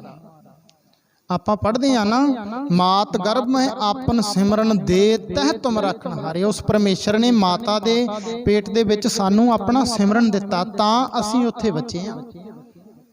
ਮਾਤ ਗਰਭ ਮੈਂ ਆਪਨ ਸਿਮਰਨ ਦੇ ਤਹਿ ਤੁਮ ਰੱਖਣ ਹਾਰੇ। ਉਸ ਪਰਮੇਸ਼ਰ ਨੇ ਤੇਰੀ ਉੱਥੇ ਰੱਖਿਆ ਕੀਤੀ ਹੈ। ਭਲਿਆ ਅੱਜ ਤੂੰ ਰਿਜ਼ਕ ਦੀ ਹੋੜ ਦੇ ਵਿੱਚ ਉਸ ਪਰਮੇਸ਼ਰ ਨੂੰ ਭੁੱਲ ਕੇ, ਉਸ ਇੱਕ ਮਾਲਕ ਨੂੰ ਭੁੱਲ ਕੇ ਹੋਰ ਬੜਿਆਂ ਦੇ ਮਗਰ ਲੱਗਿਆ ਫਿਰਦਾ ਹੈ। ਇਹ ਗੱਲ ਆਪਾਂ ਸਾਰੇ ਸਮਝ ਆਵਾਂਗੇ ਵੀ ਹੋਰ ਜਿਹੜਿਆਂ ਦੇ ਮਗਰ ਲੱਗੇ ਫਿਰਦੇ ਆ ਅਸੀਂ, ਉਹਨਾਂ ਤੋਂ ਕਹਿਣ ਤੋਂ ਮੇਰਾ ਕੀ ਭਾਵ ਹੈ? ਸੰਗਤ ਤੁਸੀਂ ਪਿਆਰ ਵਾਲੇ ਹੋ। ਇੱਕ ਪਰਮੇਸ਼ਰ ਨੂੰ ਛੱਡ ਕੇ ਅਸੀਂ ਬੜਿਆਂ ਦਾ ਆਸਰਾ ਤੱਕਿਆ, ਅਸੀਂ ਬੜਿਆਂ ਦੇ ਮਗਰ ਲੱਗੇ,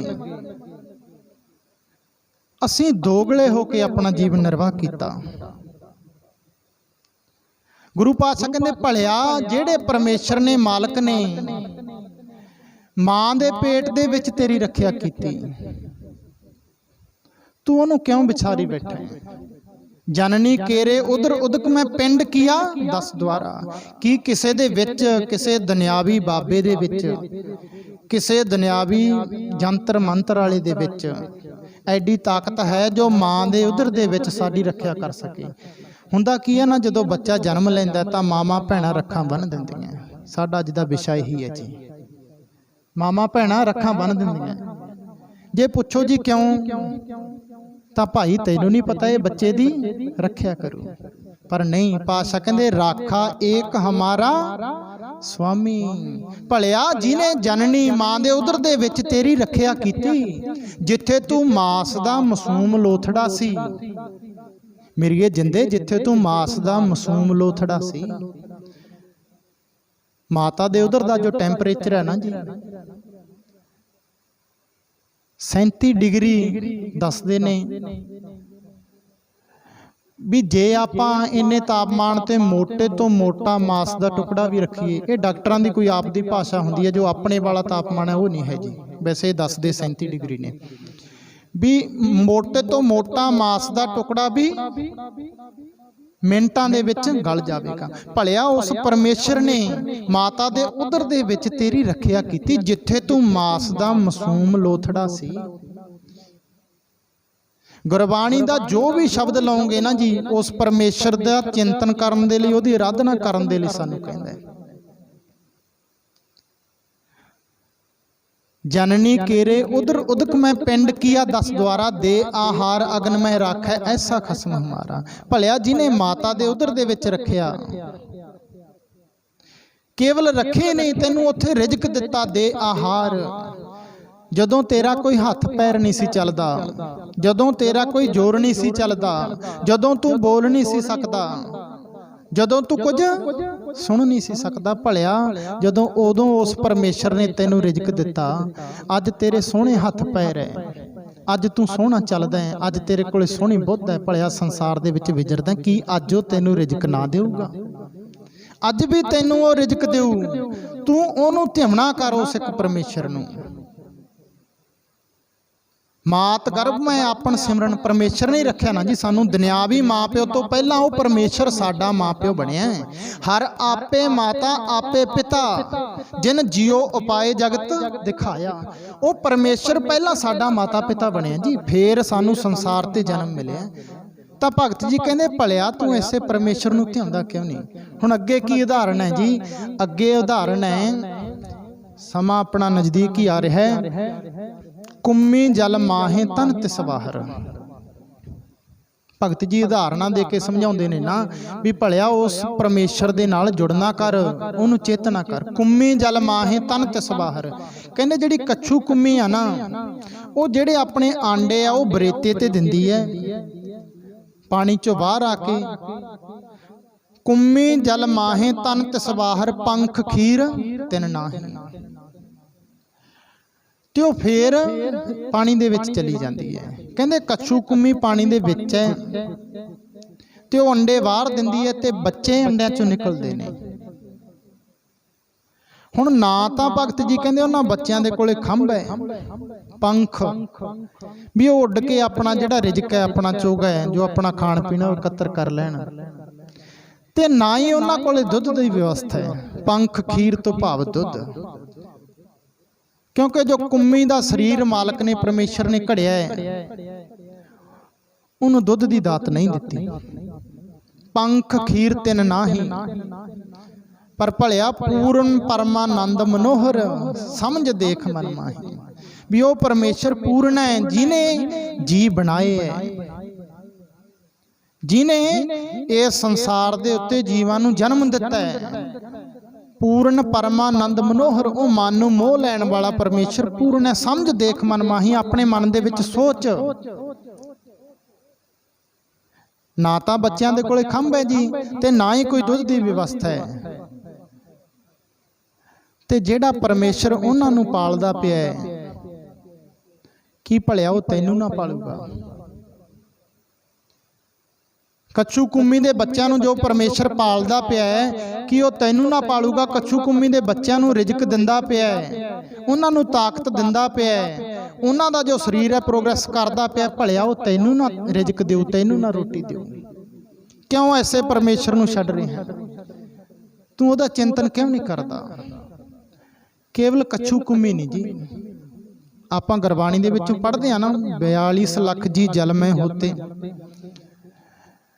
गुरबाणी मुताबक जो मुहावरावाची शब्द ने, अद्धियां जोनां पानी दे विच ने, अद्धियां जोनां पानी दे विच ने। इत्थे तां चलो असीं अन्न पानी खाने आ, ते समुंदर दे विच किहड़ी फसल उगदी है? समुंदर दे विच किहड़ी फसल है? पातशाह जी कहंदे नानक चिंता मत करो, चिंता तिसदी हे। भी उस परमेश्वर नूं चिंता है, जिन्हें जीवां नूं पैदा कीता है, जिन्हें समुंदर दे विच रहिंदियां प्रजातियां नूं रिजक दिता, ਤੇ ਉਹ ਰਿਜ਼ਕ ਕੀ ਸੀ? ਜੀਆਂ ਕਾ ਆਹਾਰ ਜੀ, ਖਾਣਾ ਇਹ ਕਰੇ। ਵੀ ਮਾਲਕ ਨੇ ਕੁਦਰਤ ਦੀ ਐਸੀ ਇੱਕ ਵਿਧ ਹੈ ਵੀ ਜੋ ਸਮੁੰਦਰ ਦੇ ਵਿੱਚ ਖਾਣਾ ਨਾ, ਜੀਆਂ ਕਾ ਆਹਾਰ ਜੀ, ਮਾਲਕ ਨੇ ਸਮੁੰਦਰ ਦੇ ਵਿੱਚ ਵੀ ਉਹਨਾਂ ਦਾ ਰਿਜ਼ਕ ਉਹਨਾਂ ਦੇ ਅੱਗੇ ਰੱਖਿਆ। ਮਾਲਕ ਜੀ ਨੇ ਸਮੁੰਦਰ ਦੇ ਵਿੱਚ ਵਸਣ ਵਾਲੇ ਜੀ ਜੰਤੂਆਂ ਦਾ ਰਿਜ਼ਕ ਵੀ ਉਹਨਾਂ ਦੇ ਅੱਗੇ ਰੱਖਿਆ। ਉਹ ਐਸਾ ਮਨੋਹਰ ਪਰਮੇਸ਼ਰ ਹੈ। ਨਾ ਉੱਥੇ ਕੋਈ ਹੱਟ ਚੱਲਦੀ ਹੈ, ਨਾ ਉੱਥੇ ਕੋਈ ਸੌਦਾ ਲੈਣ ਦੇਣ ਦਾ। ਪਾਤਸ਼ਾਹ ਜੀ ਕਹਿੰਦੇ ਤੇ ਨਾ ਹੀ ਉੱਥੇ ਕੋਈ ਨਾਕੋ ਕਿਰਸ ਕਰੇ, ਤੇ ਨਾ ਹੀ ਉੱਥੇ ਕੋਈ ਖੇਤੀ ਕਰਦਾ ਹੈ। ਭਲਿਆ ਉਹ ਵੀ ਜੀ ਰਹੇ ਨੇ, ਉਹਨਾਂ ਦਾ ਵੀ ਰਿਜ਼ਕ ਪਰਮੇਸ਼ਰ ਨੇ ਬਣਾਇਆ ਹੈ, ਉਹਨਾਂ ਦਾ ਵੀ ਰਿਜ਼ਕ ਅੱਗੇ ਰੱਖਿਆ। ਤੇ ਅਗਲੀ ਉਦਾਹਰਣ ਕੀ ਹੈ? ਅਗਲੀ ਉਦਾਹਰਣ ਹੈ ਪਾਖਣ ਕੀਟ ਗੁਪਤ ਹੋਏ ਰਹਿਤਾ। ਭਗਤ ਜੀ ਕਹਿੰਦੇ ਵੀ ਪੱਥਰ ਦੇ ਵਿੱਚ ਕੀੜਾ ਜਿਹੜਾ ਉਹ ਗੁਪਤ ਰੂਪ ਦੇ ਵਿੱਚ ਰਹਿੰਦਾ ਹੈ।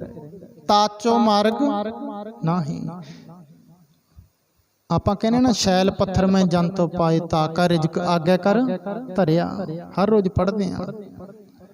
पाखण कीट गुप्त होए रहता ताचो मार्ग नाही कह धन्ना पूर्ण ताहू को मातरे जी राही। भी भलिया वो परमेश्वर पूर्ण है, तू डरी ना, अपने रिजक तो डरदा उस परमेश्वर नूं भुल ना जाई। किते देखी तू रिजक दी होड़ दे विच विषयां विकारां दे विच खचित हो जावें, किते देखी फैशन परस्ती दे विच उस परमेश्वर नूं भुल जावें। पाखण कीट गुप्त होए रहता, कहंदे पत्थर दे विच जिहड़ा कीड़ा ना वो गुप्त रूप दे विच रहिंदा है, ते पत्थर दे विच आउण जाण दे लई कोई मार्ग नहीं। हुण जे आपां कहीए भी ऐसा पत्थर असीं देखिआ नहीं, जे साडे मन दे विच सवाल उठदा है भी असीं ऐसा पत्थर किते नहीं देखिआ, तां साडीआं आम उदाहरणां ने देखण दीआं भी ਜਿਹੜੇ ਪੰਛੀ ਅੰਡੇ ਦਿੰਦੇ ਨੇ ਨਾ, ਜਾਨਵਰ ਲਾ ਲਓ, ਚਲੋ ਆਪਾਂ ਸਮਝਣ ਦੇ ਲਈ ਲਾ ਲਓ।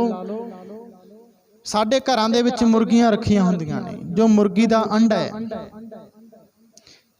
ਜੇ ਅਸੀਂ ਦੇਖੀਏ ਉਹ ਚਾਰ ਛਪੇਰਿਓਂ ਬੰਦ ਹੈ, ਉਹਦੇ ਵਿੱਚ ਕੋਈ ਮਾਰਗਤਾ ਨਹੀਂ, ਕੋਈ ਜਾਣ ਨੂੰ ਆਉਣ ਨੂੰ, ਵੀ ਜਿੱਥੋਂ ਦੀ ਉਹਦਾ ਰਿਜ਼ਕ ਨੂੰ ਉਪੜਾਇਆ ਜਾਵੇ। ਪਾਖਣ ਕੀਟ ਗੁਪਤ ਹੋਏ ਰਹਿਤਾ ਤਾਚੋ ਮਾਰਗ ਨਹੀਂ।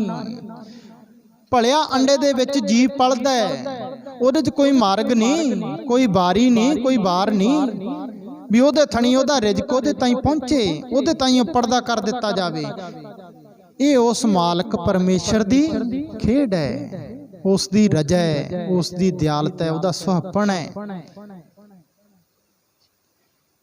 मुर्गी का अंडा जो चूजा तकरीबन कहते हैं 20 तो 22-23 दिनों तक रहिंदा है। ते देखो उस परमेश्वर की खेड भी ओदे विच ओना ही ओदा पोषण है, ओना ओदा पोषण परमेश्वर ने ओदे विच पा के उन्होंने रिजक दिता, ओदा रिजक अगे रखे। शैल पत्थर में जंतो पाए ताका रिजक आगे कर धरिया।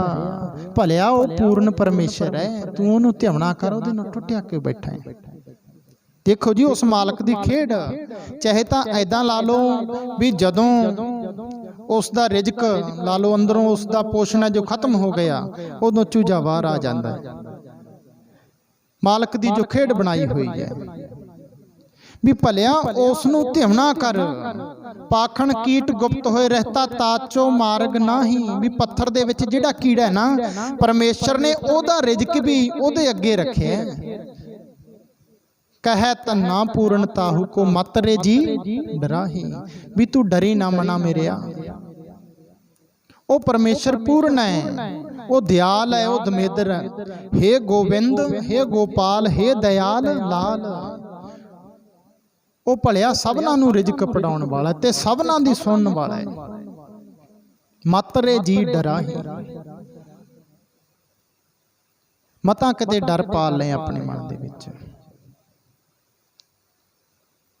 ये तीनों उदाहरण दे के भगत जी सानू समझाउणा की करते हैं जी भी वो परमेश्वर दे उत्ते टेक रख, एक परमेश्वर दे उत्ते टेक रख जो सबना नू दान दिंदा है। जल मह जन तो पायन तिना पे रोजी दे। भलिया जेड़ा जल दे विच भी समुंदर दे विच भी जीवां नू रोजी दिंदा है, ਜਿਹੜਾ ਇਸ ਧਰਤੀ ਤੇ ਵੀ ਜੀਵਾਂ ਨੂੰ ਰੋਜੀ ਦਿੰਦਾ ਤੇ ਜਿਹੜਾ ਪੱਥਰਾਂ ਦੇ ਵਿੱਚ ਬੈਠੇ ਕੀੜਿਆਂ ਨੂੰ ਵੀ ਰੋਜੀ ਦਿੰਦਾ ਹੈ। ਮੇਰੀਏ ਜਿੰਦੇ ਰੇ ਚਿੱਤ ਚੇਤ ਸਕੀਨਾ ਦਿਆਲ ਦਮੋਦਰ ਵਿਵੈ ਨਾ ਜਾਣਸ ਕੋਈ। ਤੂੰ ਉਸ ਨੂੰ ਧਿਆਉਣਾ ਕਿਉਂ ਨਹੀਂ ਕਰਦੀ? ਉਸ ਪਰਮੇਸ਼ਰ ਦੇ ਤੁੱਲ, ਉਸ ਪਰਮੇਸ਼ਰ ਦੇ ਬਰਾਬਰ ਹੋਰ ਕੋਈ ਨਹੀਂ। ਤੇ ਭਗਤ ਜੀਆਂ ਦੇ ਸ਼ਬਦ ਤੋਂ ਅਸੀਂ ਇਹ ਸਿੱਖਣਾ ਹੈ। ਸਾਡੇ ਮਨ ਦੇ ਵਿੱਚ ਇਹ ਵਿਸ਼ਵਾਸ ਆ ਜਾਵੇ, ਸਾਡਾ ਮਨ ਆਖੇ ਪਾਤਸ਼ਾਹ ਤੁਧਨੋਂ ਛੋੜ ਪ੍ਰਭ ਜਾਈਏ ਕਹਿ ਧਰ। हे ਮੇਰੇ ਮਾਲਕ ਧੰਨ ਸ਼੍ਰੀ ਗੁਰੂ ਗ੍ਰੰਥ ਸਾਹਿਬ ਪਾਤਸ਼ਾਹ ਜੀ, ਉਹ ਤੁਹਾਡਾ ਦਰ ਛੱਡ ਕੇ, ਤੁਹਾਡਾ ਪੱਖ ਛੱਡ ਕੇ ਅਸੀਂ ਤੁਹਾਨੂੰ ਛੱਡ ਕੇ ਕਿਹੜੇ ਪਾਸੇ ਜਾਈਏ? ਜਾਈਏ ਪ੍ਰਭ ਕਹਿ ਧਰ, ਆਨ ਨਾ ਬੀਆ ਤੇਰੀ ਸੰਸਰ।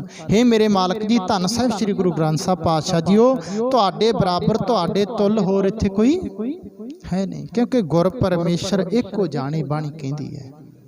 ਆਪਾਂ ਸ਼ਬਦ ਪੜ੍ਹਦੇ ਹਾਂ, ਧੰਨ ਗੁਰੂ ਗ੍ਰੰਥ ਸਾਹਿਬ ਪਾਤਸ਼ਾਹ ਜੀ ਪਰਮੇਸ਼ਰ ਦੀ ਨਿਆਈ ਨੇ। ਸਾਡਾ ਅਕੀਦਾ, ਸਾਡਾ ਵਿਸ਼ਵਾਸ ਬਣ ਜਾਵੇ।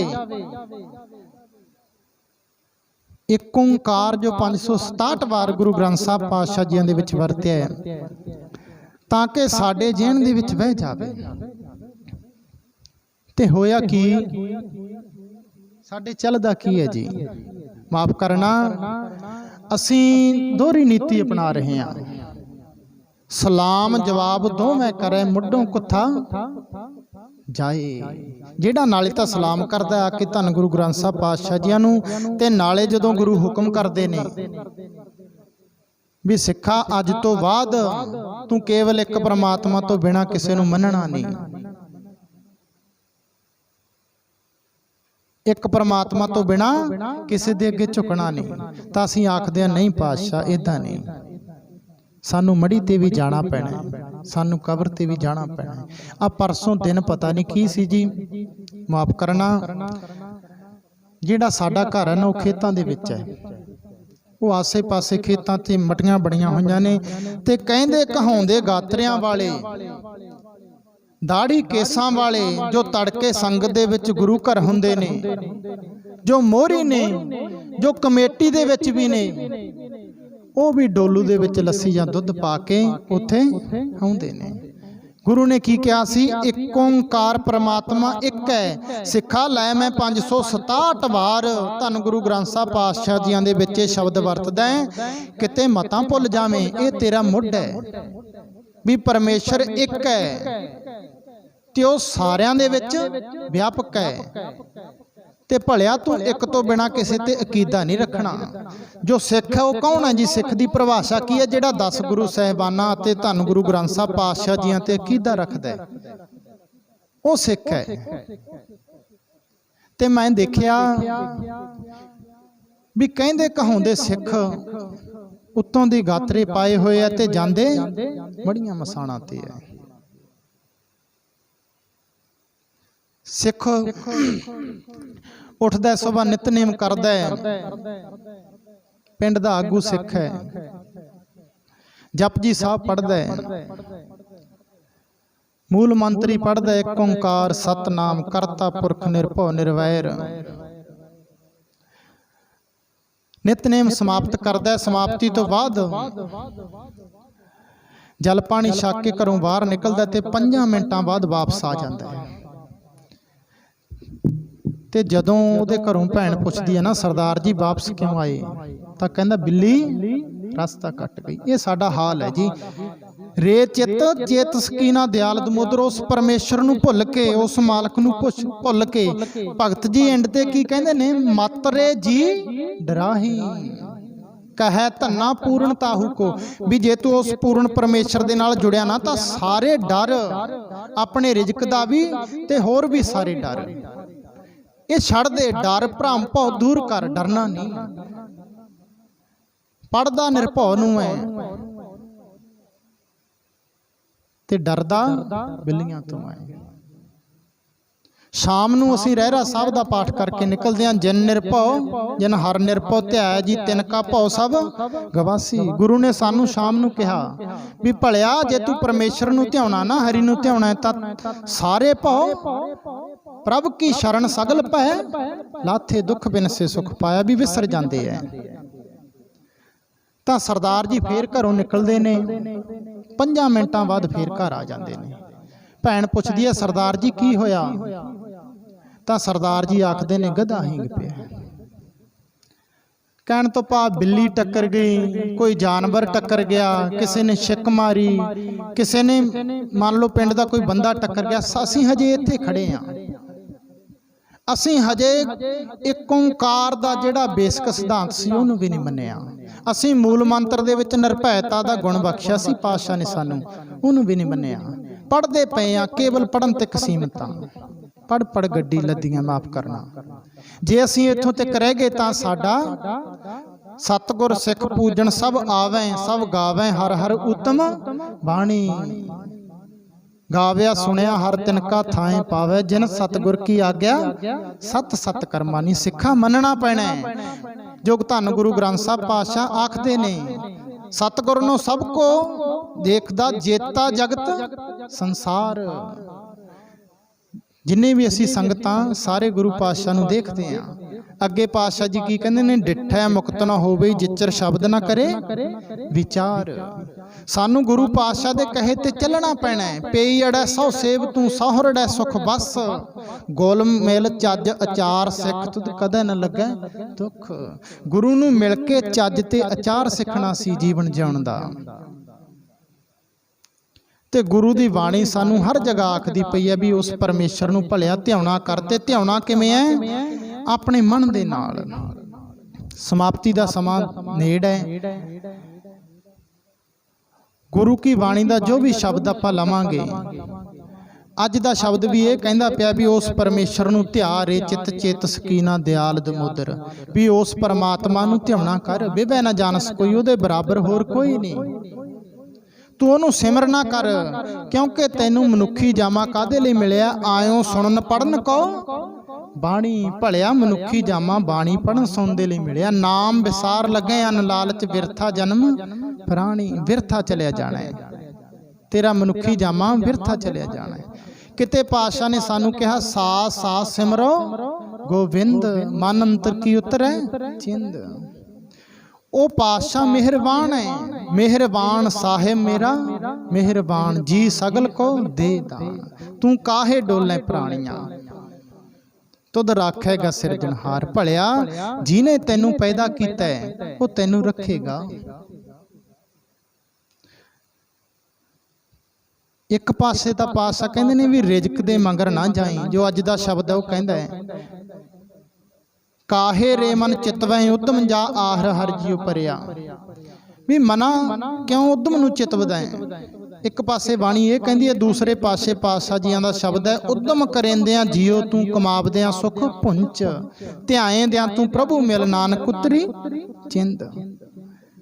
ਹੁਣ ਜੇ ਅਸੀਂ ਕਹੀਏ ਵੀ ਬਾਣੀ ਦੇ ਵਿੱਚ ਵਿਰੋਧਾ ਭਾਵ ਹੈ, ਬਾਣੀ ਦੇ ਵਿੱਚ ਵਿਰੋਧਾ ਭਾਵ ਕਿਤੇ ਵੀ ਨਹੀਂ। ਜਿਹੜਾ ਆਪਾਂ ਸ਼ਬਦ ਪੜ੍ਹਦੇ ਹਾਂ ਕਾਹੇ ਰੇ ਮਨ ਚਿਤ ਵਹਿ ਉਦਮ, ਗੁਰੂ ਪਾਤਸ਼ਾਹ ਕਹਿੰਦੇ ਭਲਿਆ ਉਦਮ ਤੂੰ ਕਰਨਾ ਹੈ। ਉਦਮ ਕਰੇਂਦਿਆਂ ਜੀਓ ਤੂੰ ਕਮਾਵਦਿਆਂ ਸੁਖ ਪੁੰਚ। ਉਦਮ ਕਰਤ ਆਨੰਦ ਭਇਆ ਬਾਣੀ ਕਹਿੰਦੀ। ਗੁਰੂ ਨਾਨਕ ਸਾਹਿਬ ਪਾਤਸ਼ਾਹ ਨੇ ਵੀ ਇਹੀ ਤਿੰਨੇ ਉਪਦੇਸ਼ ਦਿੱਤੇ ਸੀ ਨਾ। ਕਿਰਤ ਕਰੋ, ਨਾਮ ਜਪੋ ਤੇ ਵੰਡ ਸਕੋ। ਪਹਿਲਾ ਉਪਦੇਸ਼ ਸੀ ਕਿਰਤ ਦਾ। ਕਾਹੇ ਰੇ ਮਨ ਚਿਤਵੈ ਉਦਮ, ਵੀ ਭਲਿਆ ਤੂੰ ਉਦਮ ਕਰੀ। ਗੱਲ ਕਰ ਉਦਮ ਨੂੰ ਚਿਤਵੀ ਨਾ। ਚਿਤਵਣਾ ਕਿਹਨੂੰ ਹੈ? ਇੱਕ ਪਰਮੇਸ਼ਰ ਨੂੰ, ਇੱਕ ਮਾਲਕ ਨੂੰ। ਚਿਤਵਣ ਤੋਂ ਭਾਵ ਹੈ ਵੀ ਉਦਮ ਕਰਕੇ ਤੂੰ ਐਦਾਂ ਨਾ ਹੋਵੇ ਵੀ ਸਾਰਾ ਦਿਨ ਉਸੇ ਉਦਮ ਤੇ ਅੜ ਕੇ ਰਹੇ। ਮੇਰੇ ਬੱਚਿਆਂ ਦਾ ਕੀ ਬਣੂ, ਮੇਰੀ ਰੋਜੀ ਦਾ ਕੀ ਬਣੂ, ਕੱਲ ਨੂੰ ਕੀ ਬਣੂ, ਪਰਸੋਂ ਕੀ ਬਣੂ, 2 ਸਾਲਾਂ ਨੂੰ 4 ਸਾਲਾਂ ਨੂੰ ਜੇ ਮੈਂ ਇਦਾਂ ਕਰੀ ਗਿਆ ਤਾਂ ਕੀ ਬਣੂ। ਨਹੀਂ, ਉਦਮ ਕਰਨਾ ਹੈ ਤੂੰ, ਤੇ ਫਲ ਦੀ ਆਸ ਨਹੀਂ ਰੱਖਣੀ। ਫਲ ਪਰਮੇਸ਼ਰ ਨੇ ਲਾਉਣਾ ਹੈ। ਜਿਹੜਾ ਫਲ ਹੈ ਨਾ, ਭਲਿਆ ਤੂੰ ਆਪਣੀ ਤਾਕਤ ਦੇ ਨਾਲ, ਮੰਨ ਲਾ ਅਸੀਂ ਬੱਲੀਆਂ ਨਹੀਂ ਖਿੱਚ ਸਕਦੇ ਕਣਕ ਦੀਆਂ। ਜਿਹੜਾ ਫਲ ਹੈ ਉਹ ਪਰਮੇਸ਼ਰ ਨੇ ਸਮੇਂ ਸਿਰ ਦੇਣਾ ਹੈ। ਉਦਮ ਕਰੀ ਤੇ ਪਰਮੇਸ਼ਰ ਤੇ ਆਸ ਰੱਖੀ। ਉਸ ਇੱਕ ਪਰਮੇਸ਼ਰ ਤੇ ਆਸ ਰੱਖੀ। ਉਦਮ ਜ਼ਰੂਰ ਕਰਨਾ ਹੈ, ਇਦਾਂ ਨਹੀਂ ਵੀ ਉਦਮ ਨਹੀਂ ਕਰਨਾ। ਉਦਮ ਕਰਨਾ ਹੈ, ਉਦਮ ਨੂੰ ਚਿਤਵਣਾ ਨਹੀਂ। ਉਦਮ ਦੇ ਵਿੱਚ ਫਸ ਕੇ ਨਹੀਂ ਰਹਿਣਾ। ਉਸ ਪਰਮੇਸ਼ਰ ਨੂੰ ਚਿਤਵਣਾ ਹੈ ਜਿਹਨੂੰ ਤੂੰ ਚੇਤੇ ਕਰਨ ਆਇਆ। ਰਮਈਆ ਕੇ ਗੁਣ ਚੇਤ ਪ੍ਰਾਣੀ, ਕਵਨ ਮੂਲ ਤੇ ਕਵਨ ਦ੍ਰਿਸ਼ਟਾਨੀ। ਤੇ ਚਿਤਵਣਾ ਕਿਵੇਂ ਆ? ਬਾਣੀ ਜਗ੍ਹਾ ਜਗ੍ਹਾ ਆਖਦੀ ਹੈ, ਨਾਮ ਜਪੋ ਮੇਰੇ ਸਾਜਨ ਸੈਣਾ। ਜਗ੍ਹਾ ਜਗ੍ਹਾ ਬਾਣੀ ਨੇ ਸਾਨੂੰ ਆਖਿਆ। ਜਿਵੇਂ ਭੈਣ ਵੀ ਸਿਮਰਨ ਕਰ ਰਹੀ ਸੀ, ਮੈਂ 5-7 ਮਿੰਟਾਂ ਦੇ ਵਿੱਚ ਸਮਾਪਤੀ ਕਰਾਂ। ਵਾਹਿਗੁਰੂ ਵਾਹਿਗੁਰੂ ਵਾਹਿਗੁਰੂ ਵਾਹਿਗੁਰੂ ਗੁਰਮੰਤਰ ਹੈ ਜਪ ਹਉਮੈ ਕੋਈ। ਹੁਣ ਸਿਮਰਨ ਕਰਨਾ ਕਿਵੇਂ ਹੈ? ਅਸੀਂ ਅਰਦਾਸ ਦੇ ਵਿੱਚ ਇੱਕ ਪਹਿਰਾ ਆਉਂਦਾ, ਪ੍ਰਥਮੇ ਸਰਬੱਤ ਖਾਲਸਾ ਜੀ ਕੀ ਅਰਦਾਸ, ਵੀ ਵਾਹਿਗੁਰੂ ਵਾਹਿਗੁਰੂ ਵਾਹਿਗੁਰੂ ਨਾਮ ਚਿਤਾਵੇ। ਹੁਣ ਧਿਆਨ ਦਿਓ, ਇੱਥੇ 3 ਵਾਰੀ ਵਾਹਿਗੁਰੂ ਵਾਹਿਗੁਰੂ ਕਿਉਂ ਲਿਖਿਆ ਹੈ? 4 ਵਾਰੀ ਨਹੀਂ, 5 ਵਾਰੀ ਨਹੀਂ, ਜਾਂ 2 ਵਾਰੀ ਨਹੀਂ, 1 ਵਾਰੀ ਨਹੀਂ। ਇਹਦਾ ਕੋਈ ਕਾਰਨ ਹੈ। ਗੁਰਬਾਣੀ ਦੇ ਵਿੱਚ ਅਨੇਕਾਂ ਪੰਕਤੀਆਂ ਮਿਲਦੀਆਂ ਨੇ। ਮਨ ਬਚ ਕਰਮ ਪ੍ਰਭ ਆਪਣਾ ਧਿਆਈ, ਨਾਨਕ ਦਾਸ ਤੇਰੀ ਸ਼ਰਣਾਈ। ਮਨ ਬਚ ਕਰਮ ਆਰਾਧੈ ਹਰ ਹਰ, ਸਾਧ ਸੰਗ ਸੁਖ ਪਾਇਆ। ਮਨ ਬਚ ਕਰਮ ਗੋਬਿੰਦ ਆਧਾਰ, ਤਾਂ ਤੇ ਛੂਟਿਓ ਬਿਖ ਸੰਸਾਰ। ਹੁਣ ਇਹ ਮਨ ਬਚ ਕਰਮ ਬਾਣੀ ਪੜ੍ਹਨ ਵਾਲੇ ਬੈਠੇ ਹੋ, ਜਦੋਂ ਅਸੀਂ ਪੜ੍ਹਦੇ ਹਾਂ ਨਾ, ਇਕੱਠਾ ਆਉਂਦਾ ਹੈ। ਇਹ ਤੋਂ ਭਾਵ ਕੀ ਹੈ? ਵੀ ਜਦੋਂ ਪਰਮੇਸ਼ਰ ਨੂੰ ਤੂੰ ਧਿਆਉਣਾ ਹੈ, ਮਨ ਕਰਕੇ, ਬਚਨਾ ਕਰਕੇ ਤੇ ਕਰਮਾਂ ਕਰਕੇ। ਮਨ ਕਰਕੇ, ਬਚਨਾ ਕਰਕੇ ਤੇ ਕਰਮਾਂ ਕਰਕੇ ਉਸ ਪਰਮੇਸ਼ਰ ਨੂੰ ਧਿਆਉਣਾ ਕਰੀ। ਮਨ ਬਚ ਕਰਮ ਆਰਾਧੈ ਹਰ ਹਰ, ਸਾਧ ਸੰਗ ਸੁਖ ਪਾਇਆ। ਗੁਰੂ ਦੀ ਸੰਗਤ ਦੇ ਵਿੱਚ ਆ ਕੇ ਸੁਖ ਪਾਉਣਾ। ਮੈਂ ਸਿਰਫ 5 ਮਿੰਟਾਂ ਦੇ ਵਿੱਚ ਸਮਾਪਤੀ ਕਰਾਂ। ਹੁਣ ਮਨ ਕਰਕੇ, ਬਚਨਾ ਕਰਕੇ ਤੇ ਕਰਮਾਂ ਕਰਕੇ ਆਰਾਧਿਆ ਕਿਵੇਂ ਜਾਣਾ ਹੈ? ਅਸੀਂ ਆਮ ਉਦਾਹਰਨ ਲਈਏ ਵੀ ਗੁਰੂ ਘਰ ਸੇਵਾਦਾਰ ਸੇਵਾ ਕਰਦੇ ਨੇ। ਗੁਰੂ ਕਾ ਪਿਆਰਾ ਸੇਵਾਦਾਰ ਸੇਵਾ ਕਰ ਰਿਹਾ ਹੈ। ਜਲ ਵਰਤਾਉਂਦਾ, ਜਲ ਵਾਹਿਗੁਰੂ। ਦਾਲਾ ਵਰਤਾਉਂਦਾ, ਦਾਲਾ ਵਾਹਿਗੁਰੂ। ਪ੍ਰਸ਼ਾਦਾ ਵਰਤਾਉਂਦਾ, ਪ੍ਰਸ਼ਾਦਾ ਵਾਹਿਗੁਰੂ। ਚਲੋ ਘੰਟਾ ਸੇਵਾ ਕਰਦਾ ਹੈ, ਵਾਹਿਗੁਰੂ ਵਾਹਿਗੁਰੂ ਜਪਦਾ, ਉਹਨੂੰ ਜਲ ਦੇ ਵਿੱਚੋਂ, ਦਾਲੇ ਦੇ ਵਿੱਚੋਂ, ਪ੍ਰਸ਼ਾਦੇ ਦੇ ਵਿੱਚੋਂ ਵਾਹਿਗੁਰੂ ਨਜ਼ਰ ਆਉਂਦਾ ਹੈ। ਹਰ ਇੱਕ ਵੇਖਣ ਵਾਲੇ ਨੂੰ ਲੱਗਦਾ ਉਹਦੇ ਵਚਨਾਂ ਦੇ ਵਿੱਚ ਵਾਹਿਗੁਰੂ ਆ ਗਿਆ। ਮਨ ਬਚ ਕਰਮ, ਉਹਦੇ ਵਚਨਾਂ ਦੇ ਵਿੱਚ ਵਾਹਿਗੁਰੂ ਆ ਗਿਆ ਹੈ। ਤੇ ਹੁੰਦਾ ਕੀ ਹੈ? ਉਹ ਘੰਟੇ ਬਾਅਦ ਜਦੋਂ ਸੇਵਾ ਕਰਕੇ ਬਾਹਰ ਜਾਂਦਾ ਨਾ, ਬਾਹਰ ਨਿਕਲਦਾ ਗੁਰਦੁਆਰਾ ਸਾਹਿਬ ਤੋਂ, ਤਾਂ ਇੱਕ ਵੀਰ ਉਹਨੂੰ ਮਿਲਦਾ ਹੈ ਤੇ ਉਹਨੂੰ ਰਸਤਾ ਪੁੱਛ ਲੈਂਦਾ ਹੈ ਵੀ ਭਾਈ ਸਾਹਿਬ ਮੈਂ ਫਲਾਣੇ ਪਿੰਡ ਜਾਣਾ ਹੈ, ਕਿਹੜਾ ਰਸਤਾ ਜਾਂਦਾ ਹੈ? ਤਾਂ ਉੱਥੇ ਜਾ ਕੇ ਉਹਦਾ ਵਾਹਿਗੁਰੂ ਕਮਾਲ ਜਾਂਦਾ ਹੈ। ਆਖਦਾ ਐਡਾ ਬੋਰਡ ਲੱਗਿਆ, ਤੇਰੀਆਂ ਅੱਖਾਂ ਫੁੱਟੀਆਂ। ਵੀ ਅਸੀਂ ਬਚਨਾ ਕਰਕੇ ਵਾਹਿਗੁਰੂ ਸਾਂਭ ਕੇ ਕਿੱਦਾਂ ਰੱਖਣਾ ਹੈ? ਮਿੱਠ ਬੋਲੜਾ ਜੀ ਹਰ ਸੱਜਣ ਸੁਆਮੀ ਮੇਰਾ। ਗੁਰੂ ਸਾਨੂੰ ਮਿੱਠਾ ਬੋਲਣਾ ਸਿਖਾਉਂਦਾ। ਗੁਰੂ ਘਰੇ ਅਸੀਂ ਬਚਨਾ ਕਰਕੇ ਵਾਹਿਗੁਰੂ ਸਾਂਭਿਆ। ਗੁਰੂ ਘਰੋਂ ਬਾਹਰ ਨਿਕਲੇ ਤਾਂ ਜਦੋਂ ਪੁੱਛਦਾ ਰਸਤਾ, ਤਾਂ ਆਖਦਾ ਐਡਾ ਵੱਡਾ ਬੋਰਡ ਲੱਗਿਆ, ਭਲਿਆ ਤੇਰੀਆਂ ਅੱਖਾਂ ਫੁੱਟੀਆਂ। ਕਿਸੇ ਨੇ ਟਾਈਮ ਪੁੱਛ ਲਿਆ, ਭਲਿਆ ਐਡੀ ਵੱਡੀ ਘੜੀ ਲੱਗੀ ਹੈ, ਤੇਰੀਆਂ ਅੱਖਾਂ ਫੁੱਟੀਆਂ। ਸਾਡਾ ਬਚਨਾ ਕਰਕੇ ਵਾਹਿਗੁਰੂ ਗਵਾਚ ਗਿਆ। ਗੁਰੂ ਘਰ ਸਾਡੇ ਕੋਲ ਸੀ ਬਚਨਾ ਕਰਕੇ। ਸਾਸ ਸਾਸ ਸਿਮਰੋ ਗੋਬਿੰਦ। ਸਾਸ ਸਾਸ ਕਿਵੇਂ ਸਿਮਰਨਾ ਹੈ ਜੀ? ਏਦਾਂ ਸਿਮਰਨਾ ਹੈ। ਹੁਣ ਕਰਮਾਂ ਕਰਕੇ ਲਾ ਲਓ। ਉਹ ਜਲ ਪਾਣੀ ਛਕਾਉਂਦਾ ਹੈ, ਆਏ ਸਿੰਘਾਂ ਦੀ ਸੇਵਾ ਕਰਦਾ ਹੈ, ਹਰ ਇੱਕ ਦੀ। ਕਰਮਾਂ ਕਰਕੇ ਉਹਦੇ ਵਾਹਿਗੁਰੂ ਕੋਲੇ ਹੈ। ਆਏ ਸਿੰਘ ਨੂੰ, ਹਰ ਇੱਕ ਨੂੰ ਪਿਆਰ ਦੇ ਨਾਲ ਵਹਾ ਕੇ, ਸਤਿਕਾਰ ਦੇ ਨਾਲ ਵਹਾ ਕੇ, ਉਹਦੇ ਕਰਮਾਂ ਦੇ ਵਿੱਚੋਂ ਵਾਹਿਗੁਰੂ ਨਿਕਲਦਾ ਹੈ। ਜਦੋਂ ਪ੍ਰਸ਼ਾਦਾ ਤਿਆਰ ਕਰਦਾ ਉਦੋਂ ਵੀ ਲਾ ਲਓ। ਤੇ ਹੁੰਦਾ ਕੀ ਹੈ? ਇੰਨੇ ਨੂੰ ਨਾ ਇੱਕ ਨੰਗੇ ਸਿਰ ਆਉਂਦਾ ਮੇਰੇ ਵਰਗਾ। ਜਦੋਂ ਨੰਗੇ ਸਿਰ ਆ ਕੇ ਲੰਗਰ ਦੇ ਵਿੱਚ ਦਾਖਲ ਹੁੰਦਾ ਹੈ ਤਾਂ ਕਰਮਾਂ ਕਰਕੇ ਵਾਹਿਗੁਰੂ ਗਵਾ ਜਾਂਦਾ ਹੈ। ਬਾਲਟੀ ਰੱਖ ਦਿੰਦਾ, ਕੜਛੀ ਹੱਥ 'ਚ ਰਹਿ ਜਾਂਦੀ ਹੈ ਤੇ ਮਾਰਨ ਪੈ ਜਾਂਦਾ ਹੈ ਵੀ ਭਲਿਆ ਤੂੰ ਲੰਗਰ ਦੇ ਵਿੱਚ ਮਰਿਆਦਾ ਨੰਗੇ ਸਿਰ ਕਿਵੇਂ ਆਇਆ? ਤੇ ਬਣਦਾ ਕੀ ਸੀ?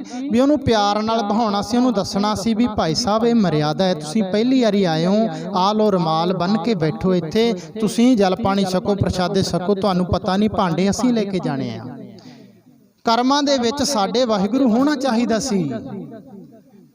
ਕਰਮਾਂ ਦੇ ਵਿੱਚ ਸਾਡੇ ਵਾਹਿਗੁਰੂ ਹਰ ਸਮੇਂ ਹੋਣਾ ਚਾਹੀਦਾ ਸੀ। ਕਰ ਮਨ ਮੇਰੇ ਸਤ ਵਿਵਹਾਰ, ਉਸਤਤ ਮਨ ਮੈਂ ਕਰ ਨਿਰੰਕਾਰ। ਇਸ ਤਰ੍ਹਾਂ ਤੇ ਮਨ ਦੇ ਵਿੱਚ ਮੰਨ ਲਓ ਮੇਰੇ ਘਰੇ ਕੋਈ ਗਵਾਂਢੀ ਆਇਆ, ਉਹ ਆਇਆ, ਮੈਂ ਉਹਦਾ ਮਾਨ ਤਾਨ ਕੀਤਾ ਵਚਨਾਂ ਦੇ ਨਾਲ। ਵਚਨਾਂ ਦੇ ਵਿੱਚ ਵਾਹਿਗੁਰੂ ਫਤਿਹ ਬੁਲਾਈ, ਆ ਕੇ ਉਹ ਬੈਠਾ, ਮੈਂ ਉਹਦਾ ਚੰਗਾ ਮਾਨ ਤਾਨ ਕੀਤਾ, ਚਾਹ ਪਾਣੀ ਪਿਆਇਆ। ਮੇਰੇ ਕਰਮਾਂ ਦੇ ਵਿੱਚ ਵੀ ਵਾਹਿਗੁਰੂ ਆ ਗਿਆ ਤੇ ਹੁਣ ਵਾਰੀ ਆ ਗਈ ਮਨ ਦੀ। ਤੇ ਉਹ ਗਵਾਂਢੀ ਡੱਬਾ ਕੱਢਦਾ ਹੈ ਮਠਿਆਈ ਦਾ ਤੇ ਮਠਿਆਈ ਫੜਾਉਂਦਾ, ਆਖਦਾ ਭਾਈ ਸਾਹਿਬ ਤੁਹਾਨੂੰ ਵਧਾਈ ਹੋਵੇ, ਮੈਂ ਨਵੀਂ ਗੱਡੀ ਲੈ ਲਈ ਆ। ਤਾਂ ਮੇਰੇ ਮਨ ਦੇ ਵਿੱਚੋਂ ਵਾਹਿਗੁਰੂ ਗਮਾਚ ਗਿਆ, ਮੇਰਾ ਮਨ ਸੜਬੜ ਕੋਲੇ ਹੋ ਗਿਆ ਵੀ ਮੈਨੂੰ ਪੁਰਾਣੀ ਨਹੀਂ ਜੁੜੀ, ਮੇਰੇ ਕੋਲੇ ਮੋਟਰਸਾਈਕਲ ਵੀ ਪੁਰਾਣਾ, ਇਹਨੇ ਨਵੀਂ ਗੱਡੀ ਲੈ ਲਈ। ਮੇਰੇ ਮਨ ਦੇ ਵਿੱਚੋਂ ਵਾਹਿਗੁਰੂ ਗਮਾਚ ਗਿਆ। ਗਵਾਂਢੀ ਨੇ ਆ ਕੇ ਕਿਹਾ ਮੈਂ ਨਵਾਂ ਘਰ ਲੈ ਲਿਆ, ਮੈਂ ਫਲੈਟ ਲੈ ਲਿਆ। ਤਾਂ ਮੈਂ ਆਖਿਆ ਮੇਰੇ ਕੋਲੇ ਇੱਕ ਕਮਰੇ ਵਾਲਾ ਘਰ ਹੈ, ਜਾਂ ਵੀ ਮੈਨੂੰ ਜੁੜਿਆ ਨਹੀਂ ਇਹਨੂੰ ਜੁੜ ਗਿਆ। ਜਿਸ ਅੰਤਰ ਤਾਤ ਪਰਾਈ ਹੋਵੇ ਤਿਸ ਦਾ ਕਦੇ ਨਾ ਹੋਵੇ ਭਲਾ। ਇਸ ਤਰ੍ਹਾਂ ਅਸੀਂ ਮਨ ਬਚ ਕਰਮ ਕਰਕੇ ਆਪਣੇ ਅੰਦਰ ਵਾਹਿਗੁਰੂ ਨੂੰ ਰੱਖਣਾ ਹੈ। ਮਨ ਬਚ ਕਰਮ ਪ੍ਰਭ ਆਪਣਾ ਧਿਆਈ। ਸਾਨੂੰ ਗੁਰੂ ਪਰਮੇਸ਼ਰ ਦੀ ਦਿੱਤੀ ਜੋ ਦਾਤ ਹੈ, ਸਹਿਜ ਦੀ, ਸਿਆਣਪ ਦੀ, ਸੰਤੋਖ ਦੀ, ਉਹ ਅਸੀਂ ਗੁਰੂ ਤੋਂ ਲੈਣੀ ਹੈ। ਗੁਰੂ ਦੁਆਰਾ ਹੋਏ ਸੋਝੀ ਪਾਏ ਸੀ ਜੋ ਪਾਤਸ਼ਾਹ ਕਹਿੰਦੇ ਨੇ, ਇੱਥੋਂ ਸਿੱਖ ਕੇ ਜਾਣਾ ਹੈ। ਸੋ ਆਪਣਾ ਸਮਾਂ ਸਮਾਪਤ ਹੈ। ਅੱਜ ਦਾ ਸ਼ਬਦ ਇਹੀ ਆਖਦਾ ਹੈ ਵੀ ਭਲਿਆ ਉਸ ਇੱਕ ਪਰਮੇਸ਼ਰ ਦੇ ਨਾਲ ਜੁੜਨਾ ਕਰ। ਉਸ ਇੱਕ ਨੂੰ ਛੱਡ ਕੇ ਕਿਸੇ ਹੋਰ ਤੇ ਆਸ ਨਾ ਰੱਖੀ, ਕਿਸੇ ਮਨੁੱਖ ਤੇ ਆਸ ਨਾ ਰੱਖੀ, ਕਿਸੇ ਤੇ ਵੀ ਆਸ ਨਾ ਰੱਖੀ। ਸਭ ਕੁਝ ਦੇਣ ਵਾਲਾ, ਸਭ ਦਾਤਾਂ ਦੇਣ ਵਾਲਾ, ਤੇਰੇ ਘਰ ਦੇ ਵਿੱਚ ਖੁਸ਼ੀਆਂ ਖੇੜੇ ਲਿਆਉਣ ਵਾਲਾ ਉਹ ਇੱਕ ਪਰਮੇਸ਼ਰ ਹੈ। ਸੋ ਉਸ ਇੱਕ ਨੂੰ ਛੱਡ ਕੇ ਕਿਸੇ ਹੋਰ ਤੇ ਆਸ ਨਹੀਂ ਰੱਖਣੀ। ਆਪ ਜੀ ਦੇ ਨਗਰ ਤੇ ਬੜੀ ਮਿਹਰ ਹੈ ਜੋ ਕਿ ਆਪ ਜੀ ਦੇ ਨਗਰ ਦੇ ਵਿੱਚ ਇਸ ਤਰ੍ਹਾਂ ਬਾਣੀ ਦੇ ਜਾਪ ਹੁੰਦੇ ਹੈ, ਇਸ ਤਰ੍ਹਾਂ ਬਾਣੀ ਦੀ ਸੰਥਿਆ ਹੁੰਦੀ ਹੈ।